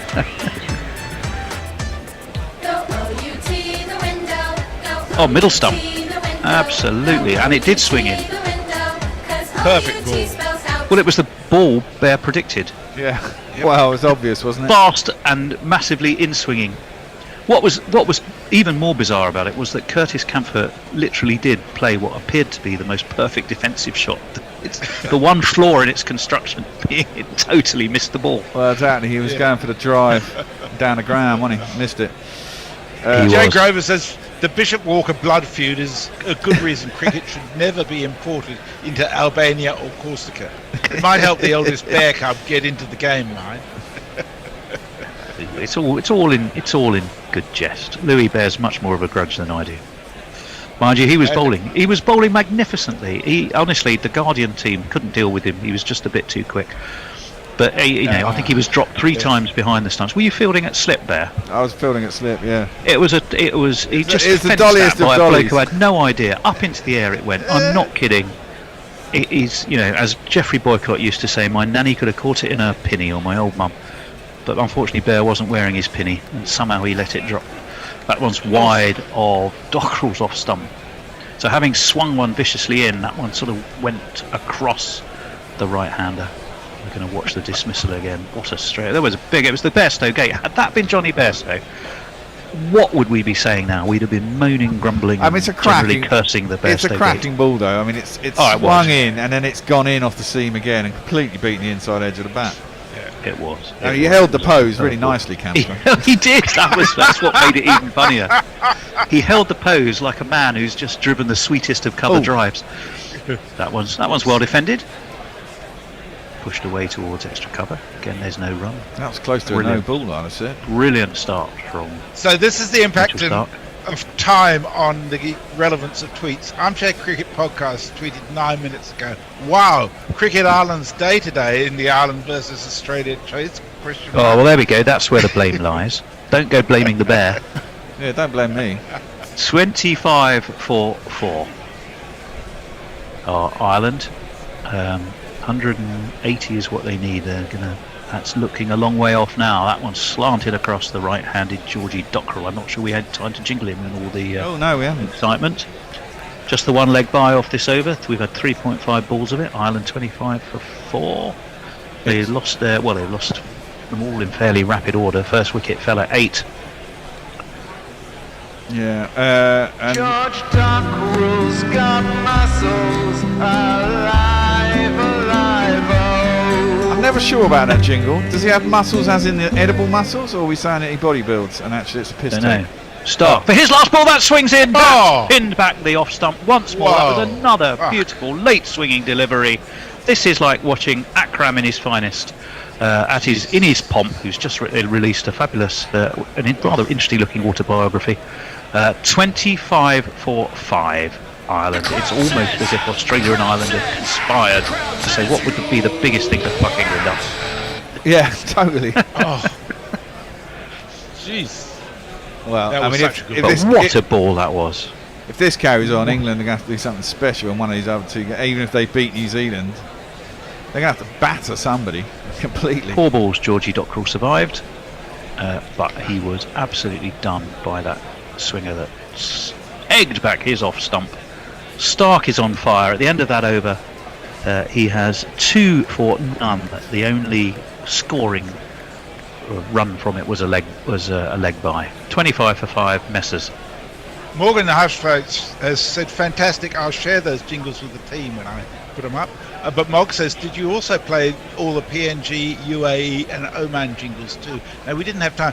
I'm wondering, Bear, if you might have time to load them tomorrow, because if we do get rain, which is on the cards, we might get a chance to play some of those unreleased jingles. I think they're already on here. I think. Oh well, we can just they are. fill in some time with them. I That's put excellent. I put all the teams who were in the competition on here because I hadn't actually looked at any rotors by the time when I was doing it and didn't realise we weren't. Oh well, that'll fill in some time. I didn't realise we weren't actually going to cover something. Well, we could have done. They could have got through, couldn't they? UAE and PNG, highly unlikely, but they. Gareth Delaney, new man at the crease, is facing Pat Cummings, but it's Lorcan Tucker who is facing, and he steers that to mid-on, and there's no run. Well, yeah, what Meg a points ball. out that jingle where he said would buy Glenn Maxwell for $1 million. She said, good luck trying to buy him for $1 million. He was retained for just 1.3 last year.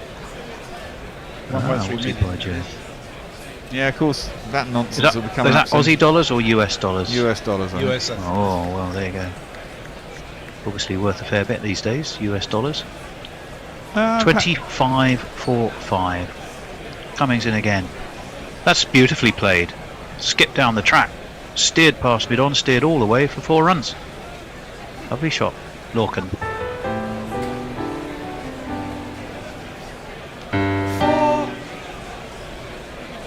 Played that beautifully, Bear, didn't he? Yeah, it's a really nice shot. Going to need plenty more of those if they want to be in this game. Do you know they're only offering? What are they on now? 29. They're offering 11 runs for the fall of the next wicket. It's a bit of a tight one.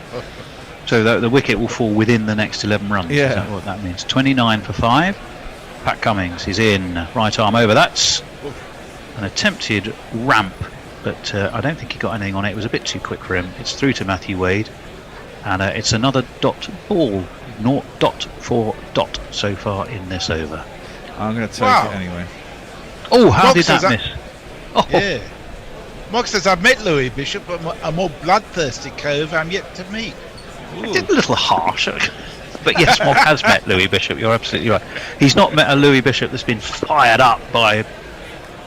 Well, I'll wait, as this one is guided past square leg. They're going to... Are they think about coming back for 2? They are going to have to come back through. They'll have to hurry. They do. They get the 2 they were looking for. They move on to 31 for 5. Well, obviously the completion of that story is not only was it was the most dollyish of drops you will ever see. The Bear then brought himself onto bowl and took an absolute worldie off his own bowl. It's great, wasn't it? Whereupon Louis, I recall, just sat down and thought, what's the point of me being here? As we wait for Cummings. Right arm over. That one, swing and a miss. Down leg. Wow. Wide, says umpire Bennett, quite rightly too. It was. Wade was appealing. One to the score. Wade was appealing. Well, yeah, but that was one of those. If I appeal, it might stop it being a wide appeal. Yeah. Yeah, that catch. Mark says I don't know for sure, but those uniform types in the crowd might be dressed as Vermont State Troopers. Which They might be dressed as what? Why? Vermont State Troopers. Oh, God knows why.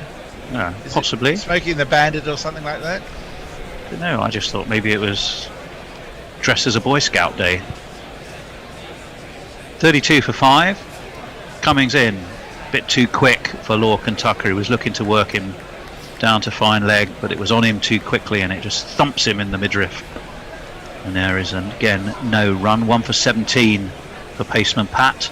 He's got just the one ball left of his second over. 32 for 5 Ireland.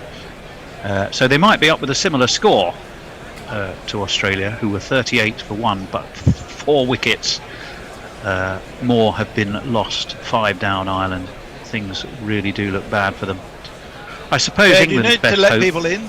Oh yeah, I need to let Andy in. I suppose England's best hope, Bear, is at least Ireland make a fist of this and narrow that gap somewhat. Yeah. I can't see much else to cling on to right now. Cummings in, back steps Tucker, smashes it away past mid-on. I don't think it's going to get all the way there though. No, it is hauled in by, couldn't quite see with the sun. Hazelwood. Josh Hazelwood should have got here them 3 runs. It duly did. 1 for 20 for Cummings. 35 for 5 Ireland. At the end of 5 overs, we're going to have a switcheroo. I'm not sure who's on what. Andy is doing ball by ball. James, who isn't here, is doing social, and Bennett, who isn't here, is doing. Well, I'm being Bennett now. You're being Bennett. I have become Bennett. Well, I'll do socials then. Okie dokie. I'll take over being James next. Where's James then? I don't know. Honestly, what is the point of me doing these rotors? What is the actual point? I mean, they're like bus timetables. They only exist to tell you how late the buses are. I'm convinced my rotors only exist to find out who's not on rather than who's on. It's pointless. It's fucking pointless. Oh, you do a great job, Tony. We do appreciate it. We really do, don't we, Andy? Yeah, we're talking about pointless. We have to finish this innings, although Tucker has hit that one quite nicely. 3 mid-wicket for 4. He's having a counter-attack anyway. And Tony, you seem to be joining us from the surface of the sun. And if you kids can't listen and you bound to see the way you get shot for crossing a boundary, I'm joining you from where? Surface of the sun, it looks like. Yeah, well, had I known I was going to be on air, I would have set up. My other half has this fabulous thing she takes to conferences for her Women Ed organisation, and it's one of these stand-up, sort of very quick to put up posters, and it makes the most perfect sunscreen. Start is in again, and he's been hit through mid-wicket again. So this is a fantastic counter-attack from Tucker, and why not? Got nothing much to lose. 1, 2, 3, 4. Yeah, consecutive 4s. And he really did. He's going to give it a go, isn't he, Lorcan Tucker? But it does mean, yes, I'm now bathed in sunlight, which means I can't see much of my screen, which is, expect some of my expert analysis to be less than expert. No change, you might say.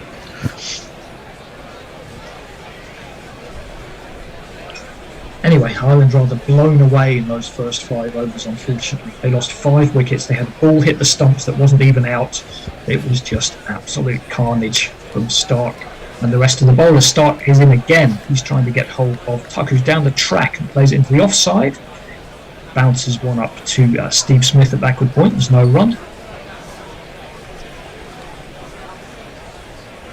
Well, he's come out with good intent, hasn't he? I think he spent a lot of time watching in horror from the other end. Yeah, it's a kind of the condemned man, isn't it? You might as well just give it a go. Sort of approach.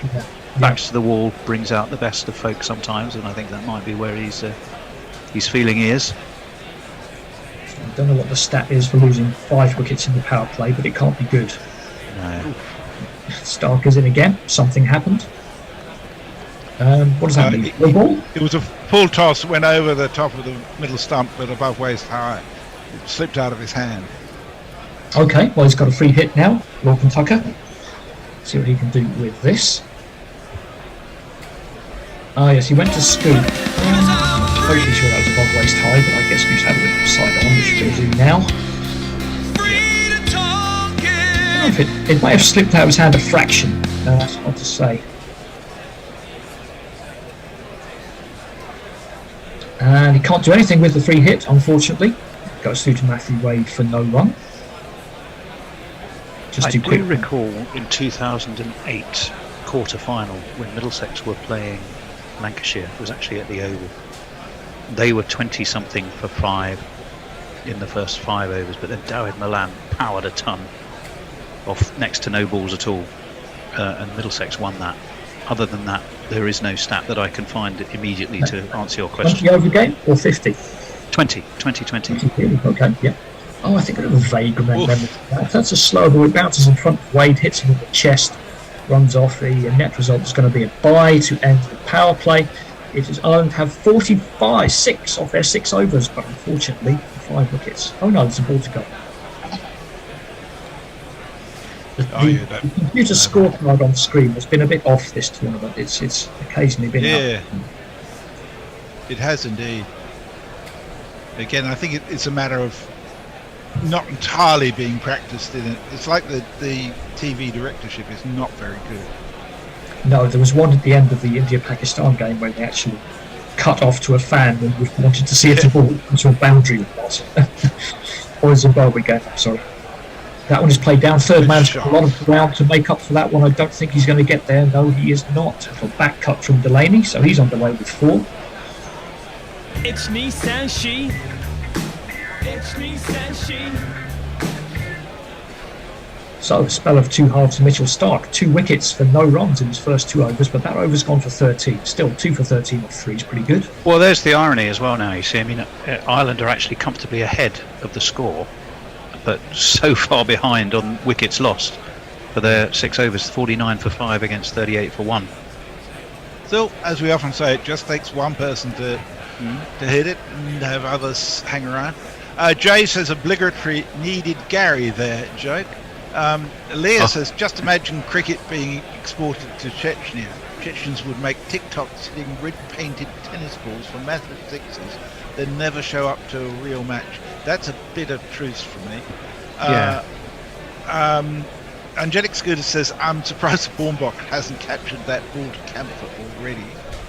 Wow, says Armchair Cricket Podcast, Australian bowlers are an absolute rampage. If Stark can get into his work, that'll be all she wrote. That is an about turn of Liz Trussian quality from a man who started the day by going, what a fabulous start for Ireland. Yeah. Reverse sweep from Tucker. There should be a man down there. He comes around for the backward point. Maxwell's back into the attack. Has also got 2 wickets as well. Those 2 wickets were maybe a little bit more careless than from the batting point of view than when Stark demolished the stumps. Certainly Sterling, I think, just shoveled one to square leg. Wasn't a great ball. 50 for 5, chasing a nominal target of 180. Maxwell is in again, round the wickets, the right-hander, and he tips it into the leg side. We'll get at least 1, just the 1. I think I'd change your nominal to highly unlikely. Whether that means ultimately the same thing, I don't know. I mean, they're going at 7.7. The run rate needed about 9.5, and they have got 2 blokes that can hit the ball here. Only 2 maybe. That one's a sweep. Maxwell's gone for the worst LBW appeal ever because it pitched a mile outside leg stump. Matthew Wade's on the ground bemoaning his luck. But all in all, not much happened. It was quite smart work from Australia not to review that ball that hit the stumps. You can see Matthew Wade on the replay right away just saying it hit the stumps. That one's tipped into the leg side. It's gone past mid-wicket. Are they going to get 2 here? No, I don't think so. I can tell you there's been 7 T20 internationals at the Gabba since 2006. Australia have won the 6 that they played in. They've won 5 of the 6 that they played in. The other one was a neutral game, obviously, in this World Cup. Lost once to West Indies back in 2013, but they've won every other T20 international they played here. So an almost invincible fortress. Maxwell is in, batsman steps away, it's a good shot, it's gone through cover. I don't think the fielder's going to get there. No, he's not. It's 4. It's me, Sanshi. It's me, Sanshi. 56 for 5. Delaney 9 off 3, trying to keep up with or even overtake Tucker. He's on strike here again. That one is just punched into the offside and they should get a single. At the end of the over, another 8 off that one, 57 for 5. Farong has great cause for celebrations. Sorry to be selfish, but 20 months later I can finally get the poison to travel and work. Can start to pay my life again, sort of. What he's sent us is a notification of his vaccination, first dose of COVID vaccination tomorrow at Dhaka Dental Hospital. And so he'll be able to actually, after 20 months after applying, he can finally get vaccinated, which enables him to work. Well done, Farong, that's fantastic. Yeah, that is good news. Yep. Angelic Scooter says, well, this is the benefit Cricket Australia gets from never playing perceived lesser nations. They come in never having seen Stark bowled to them before. Fair point. And Mog says, unreleased jingles, you say? I've got 400 I can send you. Yeah, we can have and he often does. That's no idle threat, let me tell you. And our Bear's not there, but he's apparently the website showing India versus South Africa still on it. And Finch has wandered off the field. Could be good news for Australia. Yeah. Good news if he can't make the next game. Although he was quite effective in the end today. In the end. Hazelwood's in. His second over. Batsman steps away and clubs it into the leg side up to long on. That should be a single.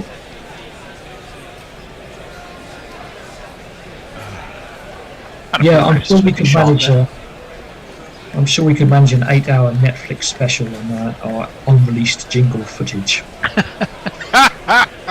Would it be better than some of them?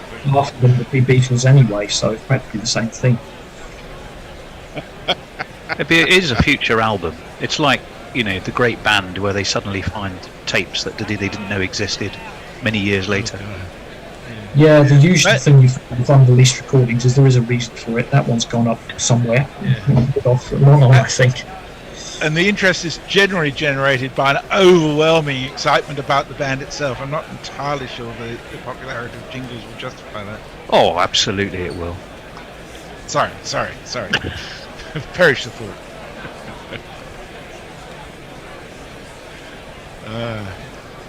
It's been interesting. This sorry, go on. Yeah. Okay. No, we'll wait for Andy. Hazelwood's coming in. Yep. Let's do this one and then catch up. He's coming in very slowly on my screen. Something happened. It's got into that ferociously annoying habit of cutting away just as the ball is bowled. I think that went down to long leg for a single.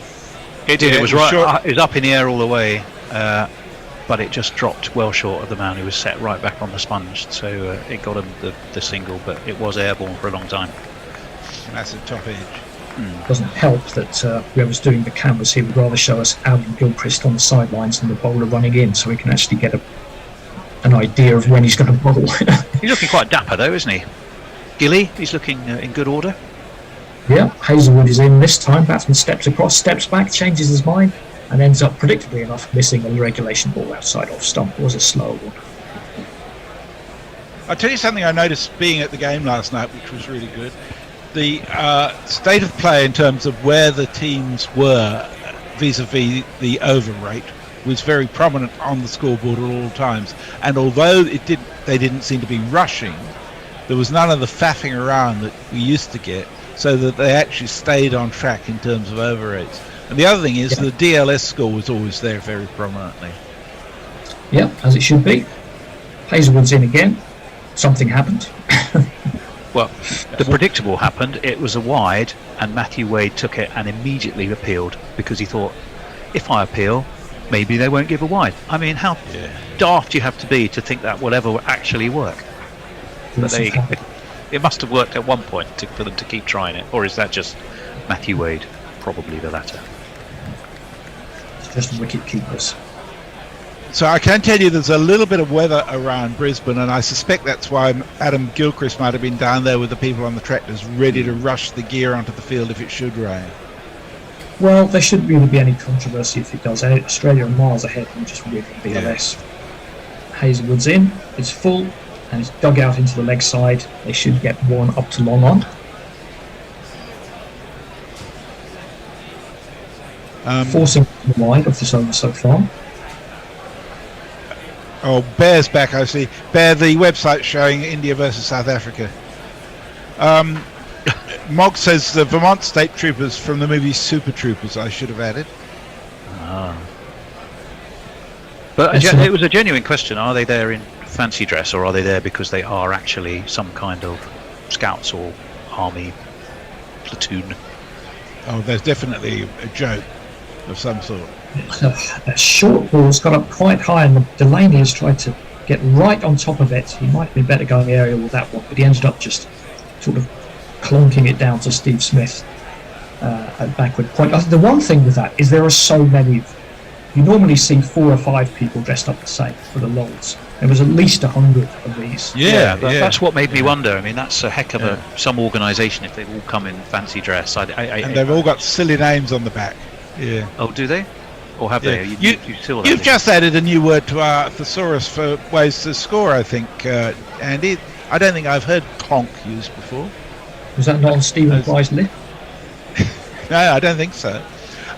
Warren says, is it Sunday and Halloween in the socialist utopia? It's Monday everywhere now, isn't it? Yeah. You're ahead of us, not behind us. International dateline shenanigans to go with our clocks going back and forwards. Right, it's going to be some spin for Australia. It's the recently recovered from COVID, Adam Zamp.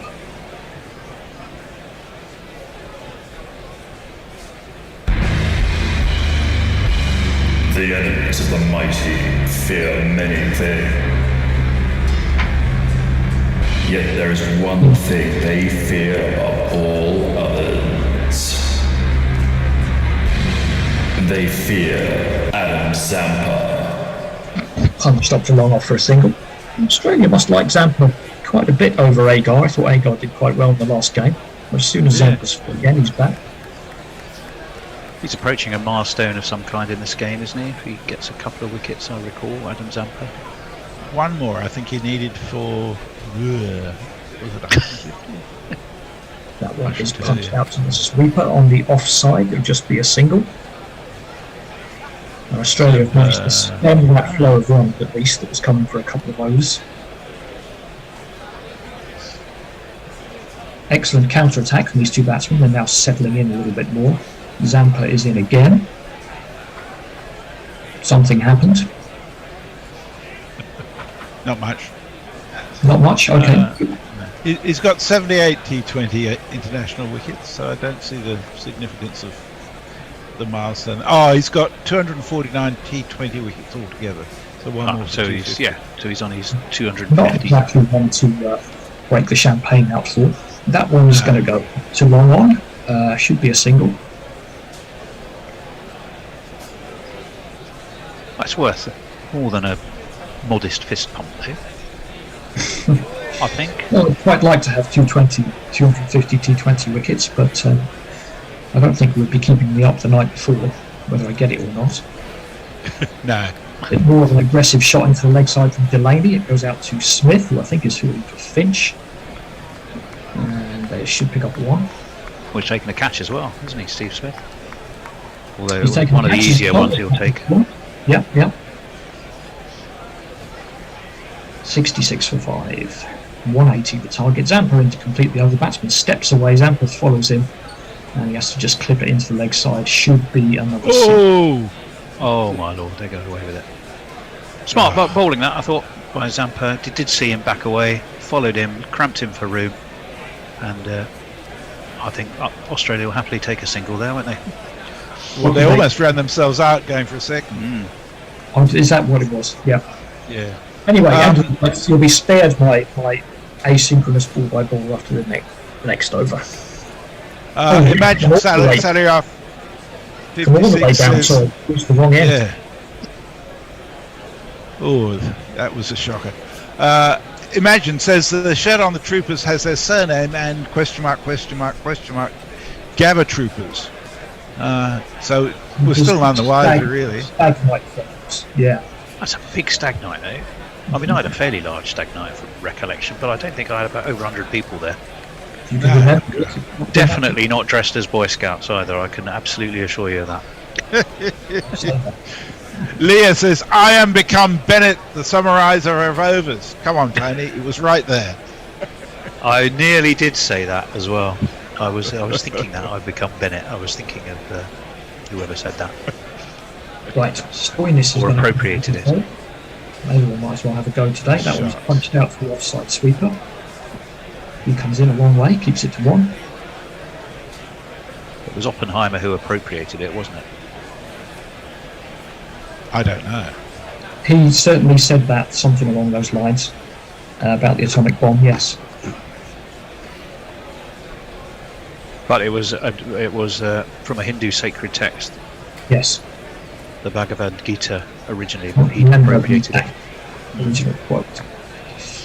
Morgan Tucker, after a very quick start, as I say, has slowed down a bit now. He's 24 of 23. Ireland need 112 off 10.5 overs. That one's up in the air. Could be a problem. I think it's gone more up than out. The fielder is around. Maxwell takes the catch.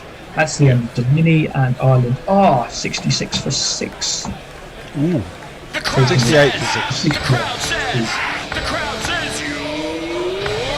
Yeah, it's never really got going, this effort from Ireland. I mean, they look good for a short while. Balbirnie and Sterling absolutely had the right intent. They wanted to get ahead of the game. They did start to move ahead of the game. They were ahead of the game run-wise in the power play, but the frequency of wickets falling has just seen that target become, I'm with you now, Randy, nominal, has moved to practically impossible. Yeah. At least Mark Adair has a chance to atone for his bowling. Now, just a question mark. James was due to do ball by ball from over 10, so somebody needs to step into that role. Andy's on summarising. I'll do that. But have you seen the last session? The last session is Bear, James, Bear. I don't know how that works. Oh, how did that happen? Oh, it's just people. I'll stay there. Well, I'll stay there. I'll just keep doing. Well, let's do Messi, and then I can summarise for the last session. Well, yeah, but we need 2 people in the last because you got me down twice. You got me down as commentator. Well, I summarise and Messi stays on. Okay, all right. Ball by ball. All right, there you go. We may not even get there. You never know. We may not get there. But then I do 2 in a row. You do ball by ball, and I'll do ball by ball. Done. Yeah, and you summarise. Sorted. The Pornbot says Tony Bishop is boosting his testosterone. Click here and it's linked to testicle sunbathing your balls. Mog says you got the right free hit jingle. Hey, love hearts 100%, and one of those, yes, whatever's. Mog says for your Netflix special you can have footage of we humble jinglers sitting at mixing boards chatting about the process intercut with the jingles themselves. That will be thrilling. Josie Oak says looks like it's going to rain. What's the deal there, school? Well, I don't know, but it'll be a lot behind. And Scooter says Gilchrist claimed the groundsman said no dramas when asked if their presence implied doom. Injury issues for Maxwell and Finch were of more pressing concern to him. And Mog says if those costumes say Gabba Troopers, then I think I'm prepared to declare a Super Troopers tribute. There you go.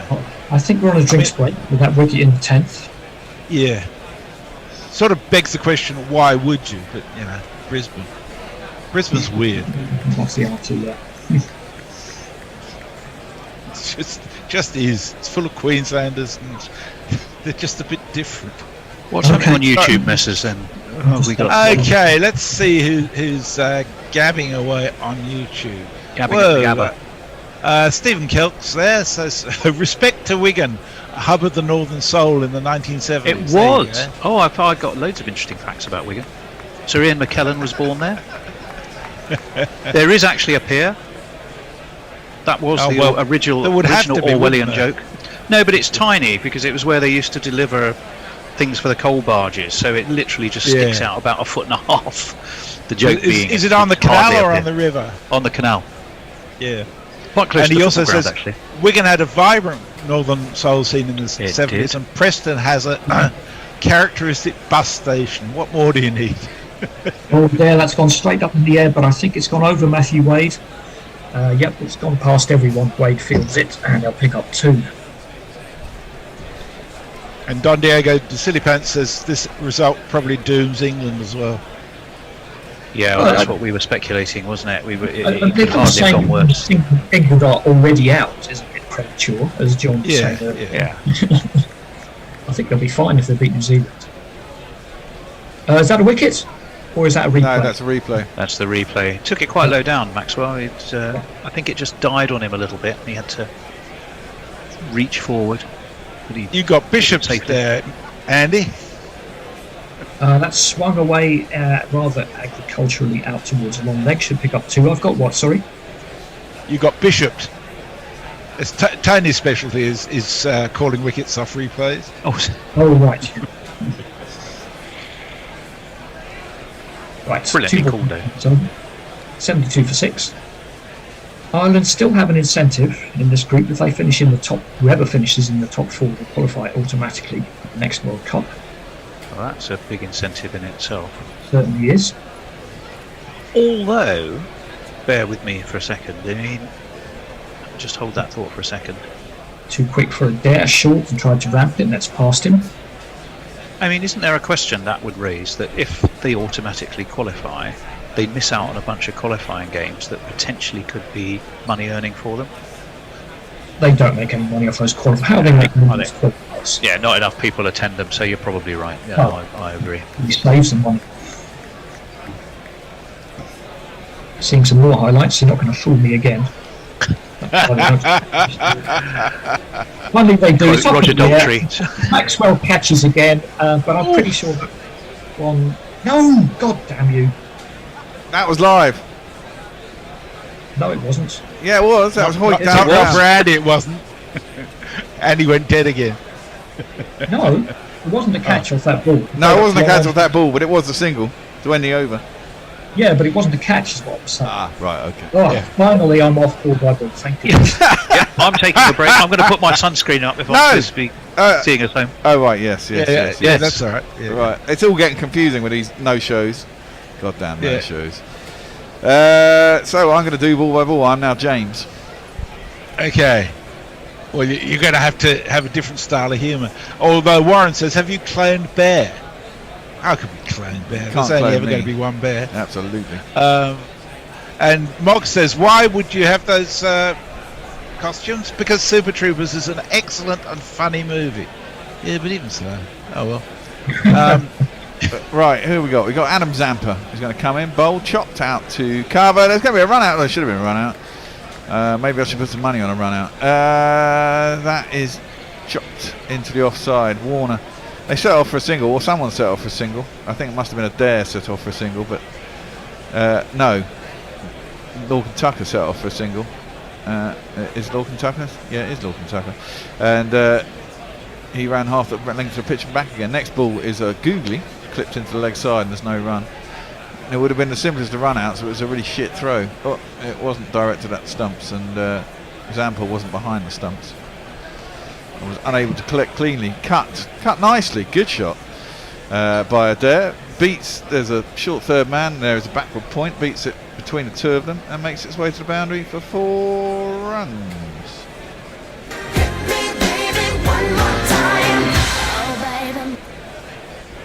Yeah, going back to that run, it was a very poor throw. It bounced twice before the goal, which is not going to help him pick it up.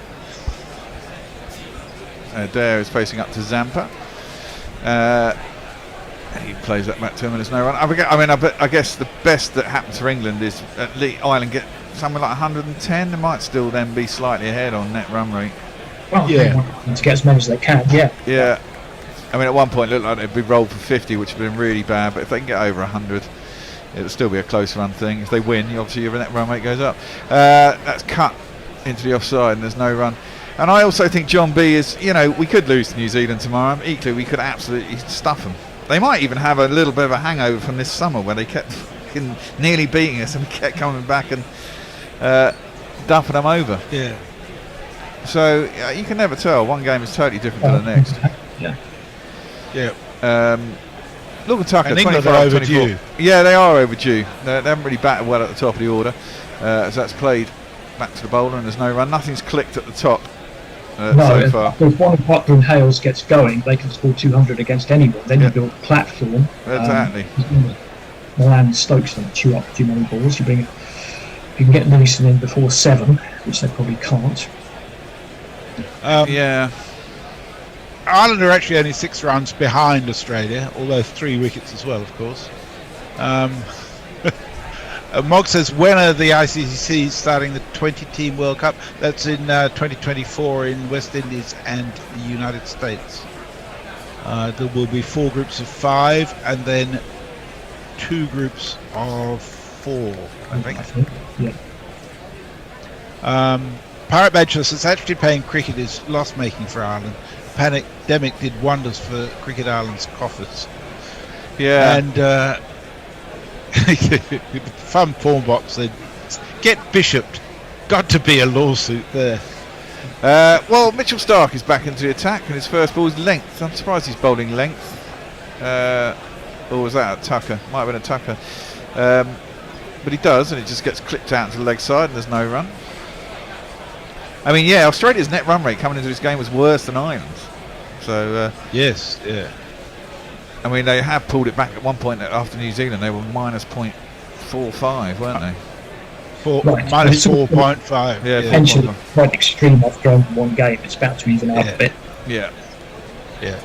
But England didn't get their big win over Afghanistan, and they lost to Ireland, which are the 2 games you may think, tactically your chances to up your net run rate. Lorcan Tucker gets a slower ball from Mitchell Starc, which he picks, and he slams it out to the mid-wicket boundary for 4 runs. 1, 2, 3, 4. So I've still got 16 to 1 on Ireland, although they're about 70 or 80 to 1 now. Last time I looked, they were 50s. They're now 66 to 1. But if they come in at 16, I'll still take it. I'm sure you will. I'm sure I would, yeah. It's huge danger. I don't think there's any huge danger. You never know, it's a funny game, isn't it? He stays there till the end, Lorcan Tucker, and gets the innings of his life. As he slapped that one through the offside. Lovely shot, Lorcan Tucker. Out through extra cover for 4 more runs. 2 + 2 is our man. Now, where was Lorcan Tucker born? Is he an Irishman by birth, or is he, an import? No idea. I should find out. I was one of those where I was a bit worried for him when he started moving back and forwards before Starc bowled, but evidently there isn't as much swing now, and he just went straight onto the bat. He was born in Dublin. Oh, right, okay. I was about to say, sounds vaguely Australian or South African, possibly. Short, attempted cut. Slower ball. Got nowhere near it. Through the keeper, and there's no run. Has he played any major leagues around the world? On his cricket page? Has he played PSL or any of that sort of stuff? Have a look. No. He's played for Ireland, Ireland A, Ireland under-19s and Leinster. Nice. That's it. Well, he's put himself in a shot window here. He's batting quite nicely. Yeah. It was him and someone else, wasn't it? Oh, no. I'm thinking of Scotland beat Ireland, didn't they? The other way around. They got themselves in all sorts of trouble and then came out and beat them. That's a great shot. Slapped over point. Is it going to beat the fielder? It's not quite going to beat the fielder who has to relay it. Good bit of relaying. They should come back for 2. Jeez. That was a nice shot. That guy's got a strong arm on him. Yeah. Yeah, that's what I thought. Australia got 2 subs on now. Finch's one's gone off. Not sure who the other one is. Yeah, what? Smith and Agar. Oh, who the other one off is? Yeah. Well, Maxwell. They were saying Maxwell might be a little bit injured, weren't he? Yeah. 89 for 6 Ireland, and the last ball of the 12th over. Required is 11.14. I think that's off the cards. However, it's a funny game. Get yourself within 4 overs and a possible target. don't lose another wicket. Who knows? But you wouldn't have thought so. That's full, but that's I've just put the kiss of death on that, haven't I? Because he slapped that straight up in the air. It's missed! Oh dear, oh dear. Pat Cummins got underneath that, got into all sorts of trouble. Did the Australian method, had his hands above his head, but then they went behind his head and he missed it. I think he judged it all wrong. And they got through for a single. Should have been caught. Went a very long way on, but yeah, should be taking most international cricket. Yeah, definitely. I tell you what, I've never seen a catch had such an impact on a crowd as when Kohli dropped that catch yesterday. I mean, the crowd was amazing, but they suddenly lost their energy to an incredible extent. Oh, just went, who did he drop? I didn't. I saw the first. I saw the power Markram, play. I think. I think it was Markram, and it was at a crucial stage. Because if he caught that, they would have had a real good chance of winning. Okay, yeah, because I watched I watched South Africa's power play, and then I had to go and take my son to footy. And by the time I got there, I had to go and do the shopping at Sainsbury's. And by the time I got to the ground, it was the last over. Well, I tell you what, watching Kohli last night made me realise how much he is worshipped. He only had to come near the boundary for the crowd to go absolutely mad. Yeah, I can imagine. Zampa is going to bowl again. It just dropped into the offside and there is no run. Sorry, one run. What am I on about? Yeah, he got himself. He thought he had himself settled there, Pat, didn't he? And then he didn't. And all those silly troopers. Aren't they like the, Richie Benos, the equivalent? Yeah, the equivalent. Oh, stumped. Yeah. Down the track came Adair. Well bowled by Zampa. Completely beaten in the air, played his shot way too early. The ball pitched, he missed it. Matthew Wade takes the simplest of stumpings, and another wicket falls.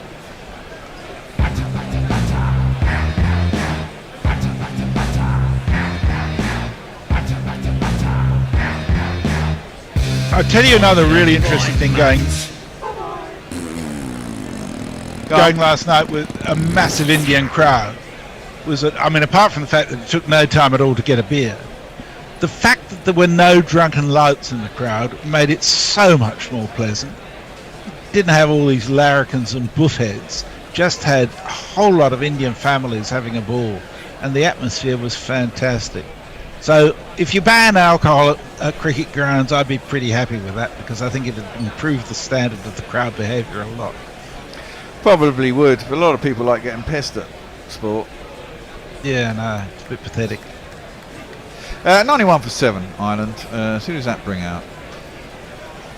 They haven't got much left, have they? No. Hand. It is Hand. Yeah. Oh, he's a big lad. Can he hit it? That's the question.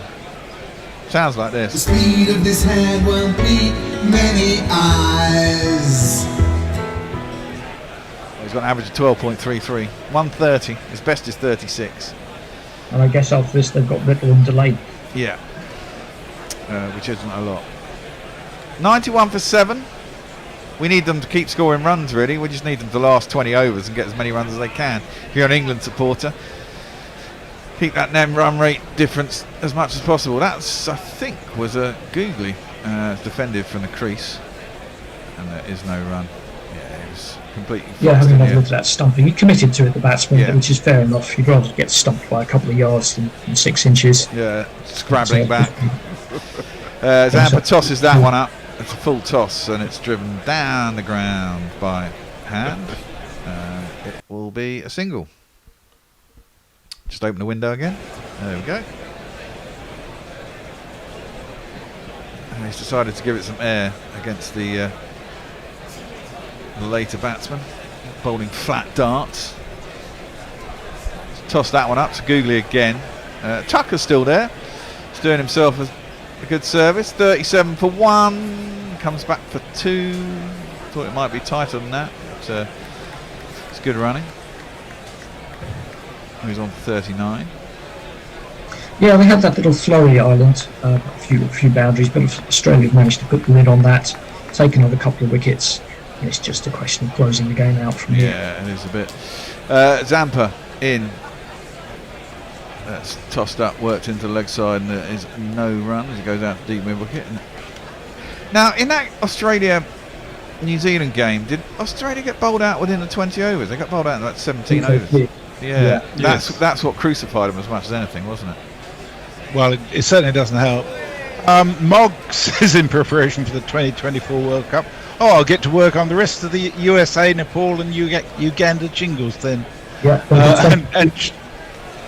And Jay, in relation to Tucker's heritage, says he's called Lorcan for fuck's sake. What more do you want? Although fair dues, Xavier Doherty played for Australia. Well, exactly. And Warren says, a rare double jinx by the bear. Yeah. And Mogg says Virat dropped the World Cup last night. Well, the problem is I don't think it'll stop India qualifying, so probably not. No, I said South Africa's my dark horse at the beginning of the tournament as well. I will learn. Josie Oak's very rude. He says Messi didn't see any drunken louts, so he was the only one. Had one beer, Josie. One. Cummins is back into the attack. Big swing, no ding from Lorcan Tucker. And he comes off his feet trying to swing that. It's a slower ball by Cummins into the pitch, and there ain't no run. So a big game tomorrow. Massive game tomorrow. Yep. Can England pull it out of the bag? What happens to England if they win? They certainly can't afford to lose. They can't afford to lose, no. You do feel if they lose, they're out. I'll still enjoy watching the rest of the tournament. It's been a fun tournament to watch. I do like an international tournament. It seems to be a bit more on it than yet. Oh, that's smashed into leg side. I'm not sure he's got enough of that. He has actually. He's got it into no man's land out towards Cow. They only managed one though. It's nice having big pitches, big fields where there's plenty of room to do that without getting caught, isn't there? Yeah, and there's more on each game. Unlike there's something for the opening bowlers as well. Makes a big difference. Yeah. But also with something on more games than in your average, franchise tournament where the first 30 games kind of don't really matter that much. It gets to the business end. There's pretty much something. I mean, even with a qualifier tournament, you've only got 3 games. You've got to win 2. So there's always a bit of something in a game, which gives it a little bit more frisson. Ireland 96 for 7 in the 14th over. Cummins is in short, just drops into the leg side by hand. Finn even, and it'll be a single. It's multiple choice. Yeah. Exactly. There's an I and an O. Yeah. Yesterday's Wordle was waltz, and I was WALTZ. Yeah, that's tricky. Yeah, it was having tricky. no vowels in the last 3 letters. Makes it tough. Absolutely, and with an AL in the second and third letters, I was really struggling. I stopped doing it when they sold it to the New York Times. I was unbeaten up to that point. I forget it to do. I'm not one of these people who does it every day. If I remember. I stopped doing it when I got to 100 in a row. I thought, fuck, I've done enough. Yes. Yeah, I just do it every once in a while when I've got a spare 5 minutes to kill. But then when it takes you half an hour because you're already stuck, it's irritating. That's clipped up too long on by Finn Hand, and there's a single. My wife is calling me. Do you just want to chat while I tell her I'm on air? Well, I give it. Mogg says banning booze would have improved just about everything, Messi, except museum tours. You'd have to be pissed to get through that shit. It depends which museum. Some are fascinating. That's a short ball, which Hand is not able to get underneath. It goes through to Wade for no run. So now you're getting feed, Andy. That's good. Well, I am for that one. That's one for the over. I mean, let's not count our chickens.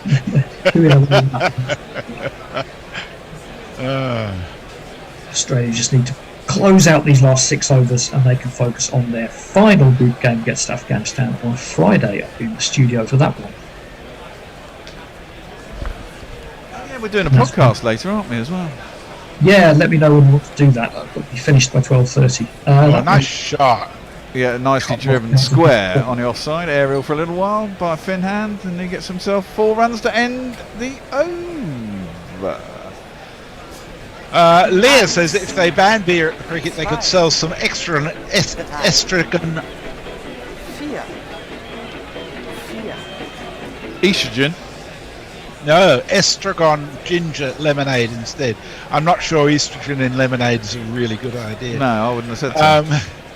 And one of the things I noticed last night, they were actually very creative in the food stores. Instead of just pie and chips and burgers, they had a whole lot of Indian specialties and South African specialties for sale. But most of the Indian families brought their own food, and there was all sorts of stuff around. Oh, I bet Jay says, I'm a pisshead, but the best thing about going to India matches in the UK is getting to share delicious food with happy families. Obviously, one needs to drunkenly punch fellow England fans whilst nipping out for a tab to keep up appearances. I can imagine. Well, Zampa is going to bowl again. Smash straight back down the ground by Lorcan Tucker. Down to long on. And there's a single. So they got 5 overs and they need 77 runs. It's not unheard of. It's probably unheard of by Ireland. That's the only thing. Unheard of in an associate team who's 7 down. Yeah. Against. Yeah. And in fact, Finn Hand has been bowled. You can see that coming. You can see that coming a mile off. He's gone right across his stumps trying to sweep Adam Zampa. But he misses it. It was too full.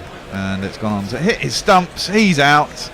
Ireland have got to survive for us. Maybe they know that. What am I going to play? That one. Another one bites the dust. I think that is going to be out, Fred. Another one bites the dust. I love that jingle. Yeah, it's a goodie. Finn Hand goes for 6 off 6. Not hanging about. They've got 32 balls left.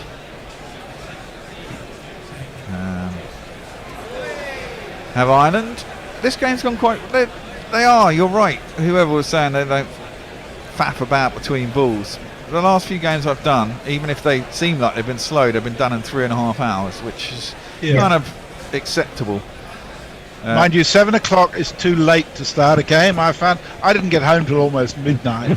It was fucking 6 degrees, if you don't mind. Ooh. So I reckon any time after 6 is probably a bit late to start a game like that. No, well, you've got the workers, haven't you? I mean, even in England they start at that sort of time. I mean, I suppose it's not the right time of year to be starting at 7 because it's going to be chilly, as you say, in the evening. But I mean, if it was the height of summer, you wouldn't mind, would you? Yeah, we just shorten the game a bit, so you get close it from both ends. That's a good idea. Oh wow! Zampa is in, and it's driven out to cover, and there's no run. I mean, I'm saying that selfishly because I'm in the UK, and now the clock's gone back, I have to get up at 7:15 instead of 7:45, which is fine. 7:45. 7:45's okay. 7:45 was much nicer. Driven up to long off, and there'll be a single. Well, credit where it's due. There's 2 excellent things that have come from the 100 in my view. One is the overrate things being addressed. The other is the batsman not being allowed to cross when there's a catch. I think that's a really good idea. I think that's a really good thing. Down the track comes, I think, was it Lorcan Tucker or was that Delaney? It's McCarthy. Actually, we've already had him, haven't it? Barry McCarthy is in. Anyway, we're going to have whatever Tony's figured out. We're going to have a change at the end of the over. Last ball of the over is played off the back foot.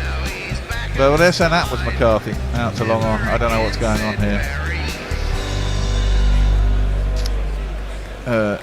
They're not very good, as you said, on the scorecard. They put a little triangle on the wrong person half the time. They don't have the bowler up often. If you can't see who the bowler is, it's really irritating. Maybe they're doing it to thwart us. Are you off now, Andy? Yep, I'll see you on Wednesday. Okay, see you then. Thanks. So Tone should be back doing ball by ball. But indeed. He's, I don't know if he's listening or not. Are you listening, Tone? You're supposed to be here doing ball by ball. I thought I was closing the show on ball by ball. That's you what are. we said. Yeah. And that's what's going on now. We're at over 15. Is this, we're at the plot. Oh, are we? Lord. All right. Keep up, Tone. Keep up. Yeah. Josie 15 Oaks overs, says 106 for 8. Ireland are screwed. Yeah. Yes. There you go. Josie Oaks says the whole keg doesn't count as one beer. And Mog says, not sure if you can call what Xavier Doherty did playing.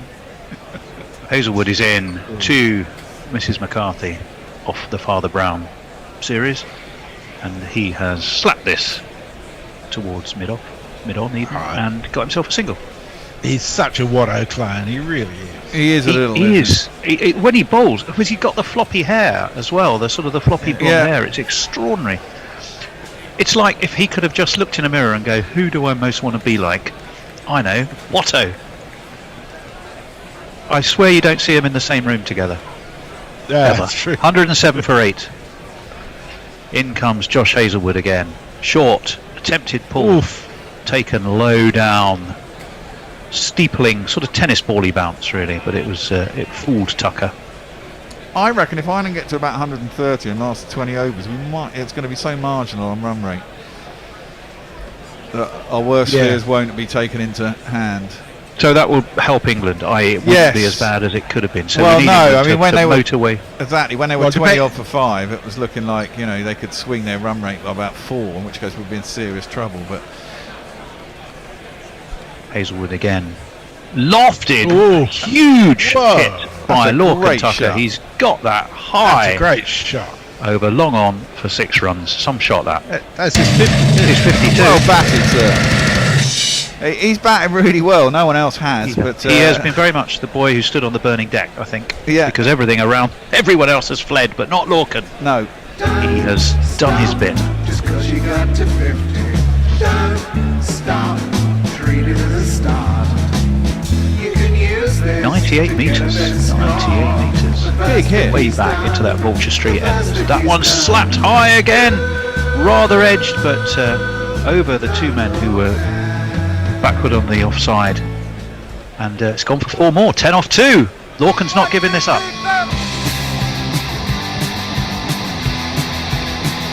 Well, every run counts for England, doesn't it? Every run counts for England. I wonder if he's got Joss Butler in his ear somewhere, somehow. Yeah, I guess some What's of these the run boys rate? know some. Well, the run rate's still nearly 15, though.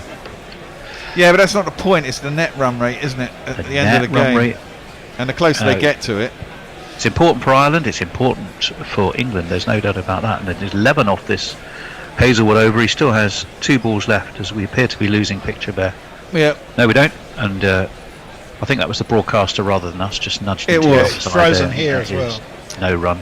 Yeah, it definitely was the broadcaster. It temporarily went to a sort of pink square. Yep, got that. It's going back to the studio here. Has it? Oh no, we've we've got highlights. So we've got highlights. There is a problem live, probably. Always happens at Brisbane. I don't know why. They're backward in New South Wales, aren't they? It's not New South Wales. It's Queensland. No, it's not. It's in Queensland. Queensland. Yeah, you see, they're backward in Queensland. I'm sure Mogg will appreciate that. What can I tell you about Queensland, about the Gabba, other than that England, of course, regularly get battered there in Test matches? We get battered everywhere. Gabba's going to be totally rebuilt for the Olympic Games in 2030. You missed a single and a dot ball whilst they were farting around trying to figure out what to do with the broadcast. It means that at the end of that over, Ireland were 118 for 8, 16 overs complete. The game is beyond Ireland, but closing that net run rate and helping England on the way is not. Messers. Andre Brett says if they're really so worried about small crowds that they palm games against those teams off to small city, why not play them in capitals at boutique stadiums? I reckon they'd get a good crowd playing a couple of games at, for example, the Junction Oval. I agree entirely. Places like that, the Border Field, the Wacker, I think you're much better off if you've got a crowd of 7,000 or 8,000. Play them in a nice ground like that. Mog, I don't know if your stereo is broken or it's my headphones, but I'm only hearing you from the right. I think it's your headphones. I think that sounds like a headphones issue. I don't think we broadcast a lot in stereo, do we? And normally not from a right point of view, to be honest. We tend to be more left in our headphone selection. Oh, that's a great shot. This one. Hey, that's ramped magnificently. Matthew Wade can only crane his head back and watch that go over him. Off it goes. It's 4 more to Lorcan Tucker, who is playing stupendously. Well, look, if Lorcan Tucker speeds on here and gets himself a ton, it's going to be close. Well, that's a big old if there. Well, of course it's a big old if. I understand the amount of runs he needs. What, 640? Takes him to 162. 570th for of the tournament. I always wonder if there's any point in that stat, because I mean, The very nature of this game is you just blat and keep blatting. Yeah. You could, instead of 5-7, you could just say lots. Yeah. Yeah.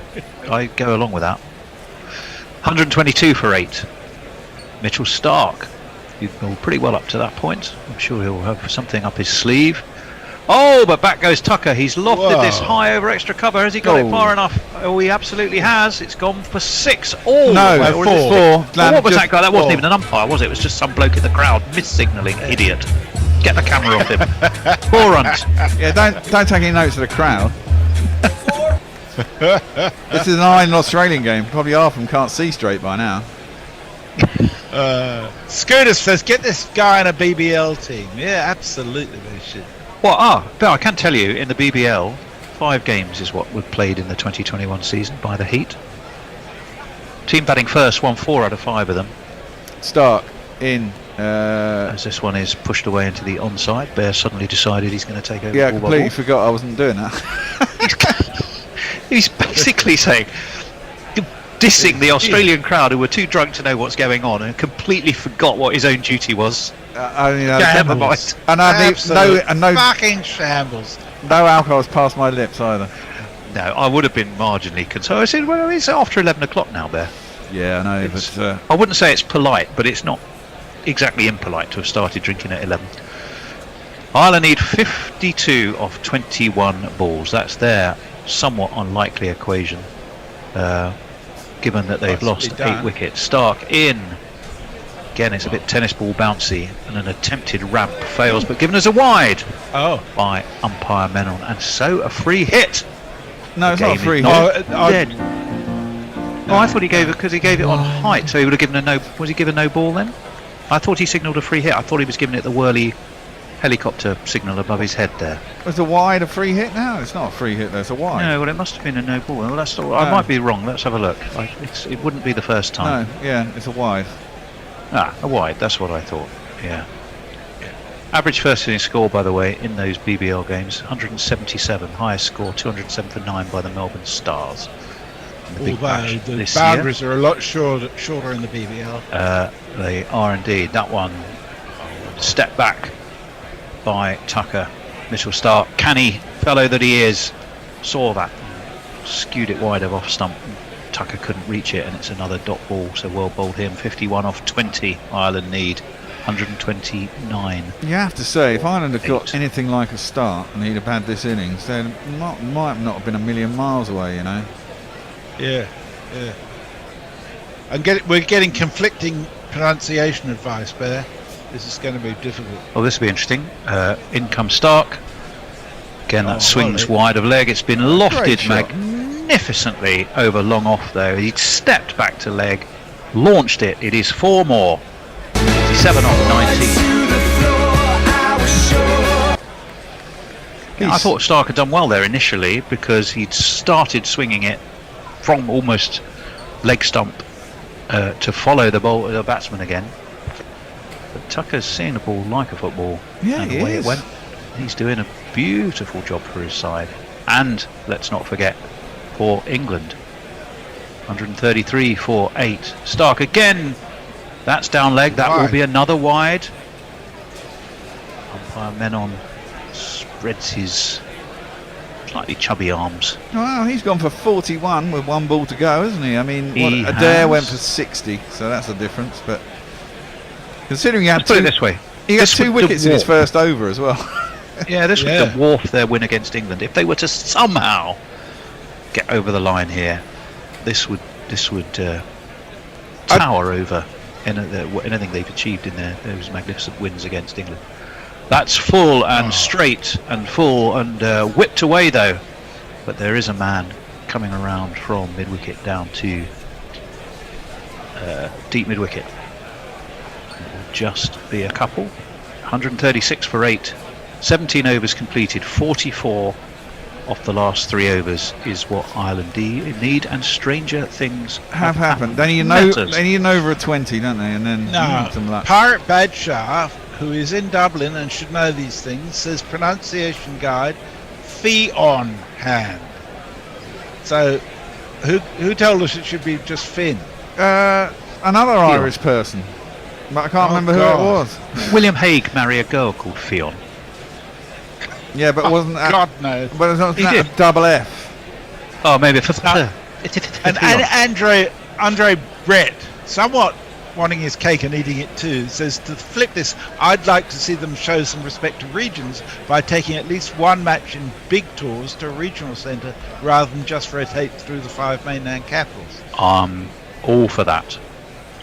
Pat Cummings is going to bowl this over, right arm over, short, wide, plenty of bounce, but not enough to be a wide, and through to Wade it goes. It's a dot ball. So and Leo, in response to 136 Mog for 8. saying you've got to be drunk to go to a museum, says, I recently visited an exhibit about the Stone Age of northern Germany that had Robert E. Howard and Lord of the Rings jokes in it. It was pretty good. I don't agree that museums are all boring. It depends on the museum of what. Yes, some are. Some are. There's Cummins. In he comes. That one's pulled hard, but straight down the throat of Steve Smith at deep mid-wicket. It was really hit, but it was flat and straight, and Smith really just had to stand there. He takes it comfortably enough, and Mrs. McCarthy, Father Brown's housekeeper, I'm afraid, is having to take the long walk because he's gone.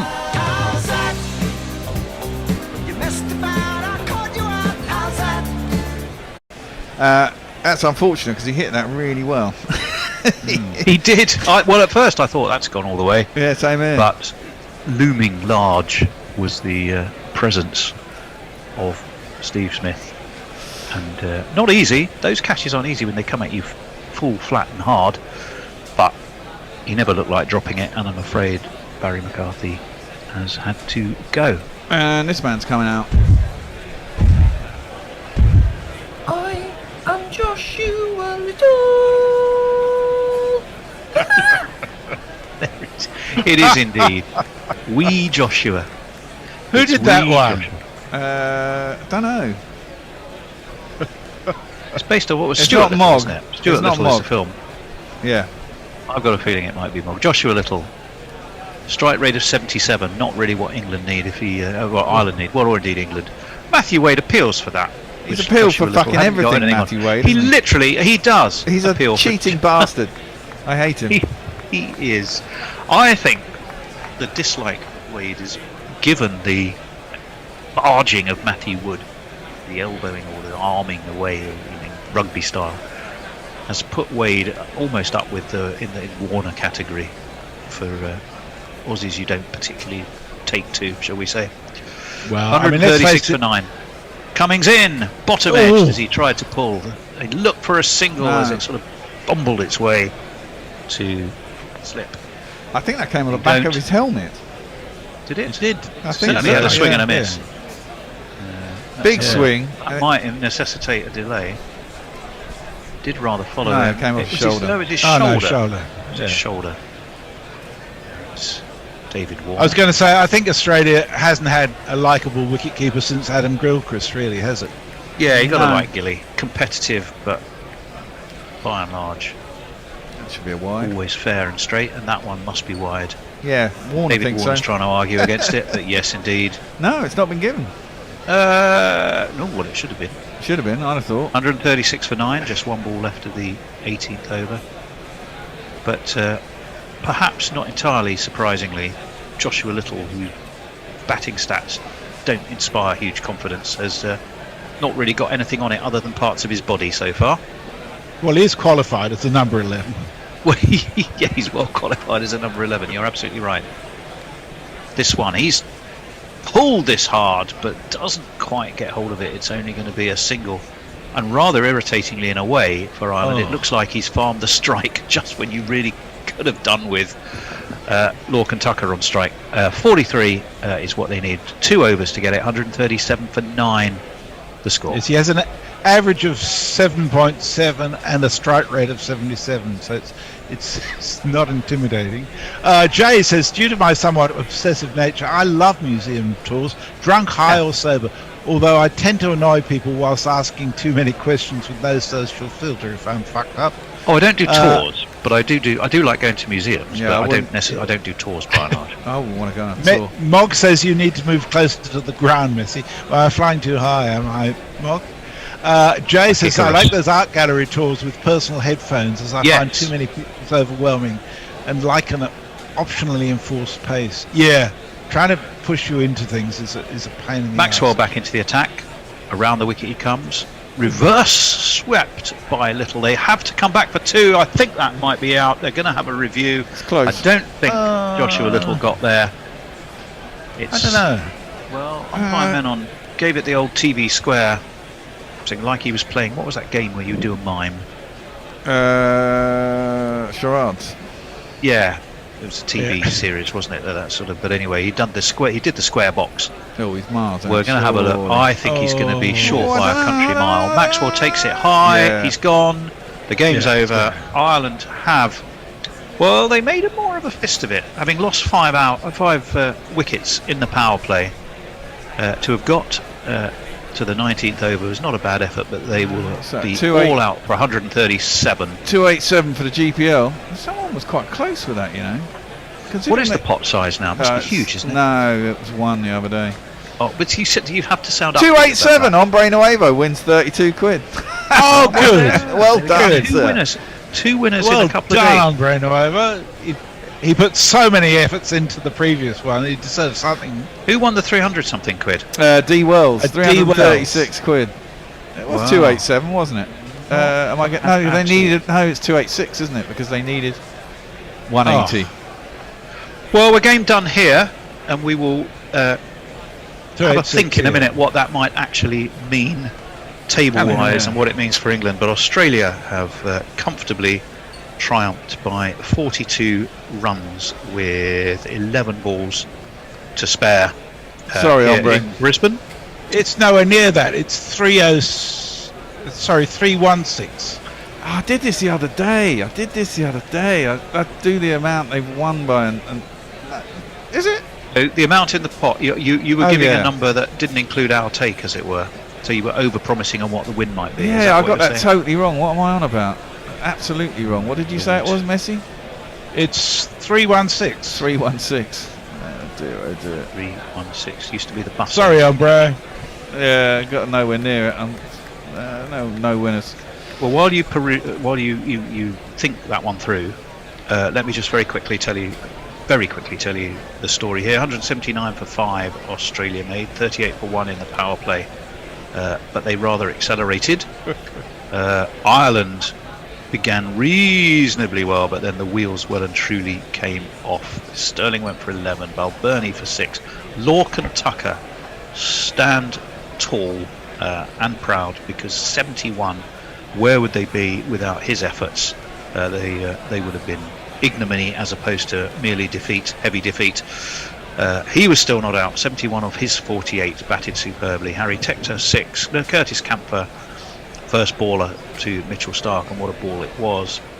Georgie Dockrell, he went for a duck also to Starc, who had a really electrifying spell with the late in-swing. Gareth Delaney 14, Mark Adair 11, Fion Hand 6, Barry McCarthy 3. That's the worst of all worlds. Fion is what Barrett pick of the bowls. Well, they all did pretty well, the Australian bowlers. 2 for 28 Cummins, 2 for 14 for Glenn Maxwell, 2 for 43 for Starc, 2 for 19 for Zampa, 1 for 6 for Stoinis, wicketless Josh Hazlewood, none for 24 off his 3. But it is a 42 run victory for Australia. Messers, let's have a look at the table. There's the table. That tell us? So that tells us that Ireland actually ended up doing us a favour, because it could have been horrible, and a four-run swing on the run rate had Australia absolutely hammered them when they were 25 for 4. But they still have a negative run rate of -0.3. And England's is positive at +0.2. So you'd assume if England win, Australia would have to batter Afghanistan to stand a chance if England win their last 2 games. One would and England, assume. as Mog says, England are playing Sri Lanka in the last game, which well. could be a handy net run rate boost of the way they've been sputtering along. Well, but then every so often everyone's got a surprise in them. Well, this is the thing, you've isn't got to it? be careful on those assumptions. Well, exactly. Yeah. I mean, Australian batters aren't the greatest against spin, and you've got 2 of the two really good merchants of spin with, three if you include Nabi for the Afghanistanis. Their weak point is their pace bowling, obviously, and their batting is very hit or miss. But if they have a hit day and their bowlers and then get to 160 or something, I don't know. It's a possible one. That game's on Saturday, is it, next week, or is it Friday? And England is on Saturday. That's right, Friday and then Saturday. So England will know what they have to do on Saturday, assuming they win tomorrow, if that's not called off. However, if England don't win tomorrow or the game is called off, if Australia win on Friday, that's it, isn't it? Done, because we can only get 2 points. So England need to play tomorrow. Hopefully. I'm sorry, they do, and even any news on that, Messrs? Tomorrow, the weather, I shall give you the weather forecast for Brisbane tomorrow. I shall read it to you. It says Brisbane area, cloudy, near 100% chance of rain, most likely in the morning and the afternoon. The chance of a thunderstorm in the morning and the afternoon. Winds fairly windy. Possible rainfall 15 to 25 millimetres. Now, as Evil Scooter's pointed out, though, Brisbane has an amazing capacity to drain. And even if there's rain in the morning and afternoon, which might wipe out the first game between Sri Lanka and, is it Afghanistan? The second game might well be able to get underway, albeit in an abbreviated format, despite the rain, because it depends entirely on being safe enough for bowlers, obviously. But don't write it off altogether tomorrow, because Brisbane's a weird place when it comes to weather. Okay. And forecasts can be wrong. Yeah, forecasts can be wrong. Could go through quicker, could go through slower. Yeah. And there's quite a few tweets I haven't got through. I'll just get through a few of them, if that's okay. Mog says Bishop is a fucking omnishambles today. What? And what was that about me being annoyed, Bear? Light Roller says Bear drinking at 11 a.m. What a pisshead. I'm not. That's the point. Angelic Scooter says Bellreeve needs more respect. Monica, arguably too, in Canberra. And points out that women's tours need to get more respect as well. Jay Grover, to really have my cake and eat it, to argue that the Irish Fionn is pronounced in Fyin, F-Y-I-N, Hefyin. Oh, fuck off. Fyin.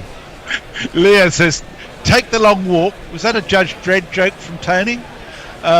Jay Grover, why do I love that jingle so much? It makes me think of Blue Bottle.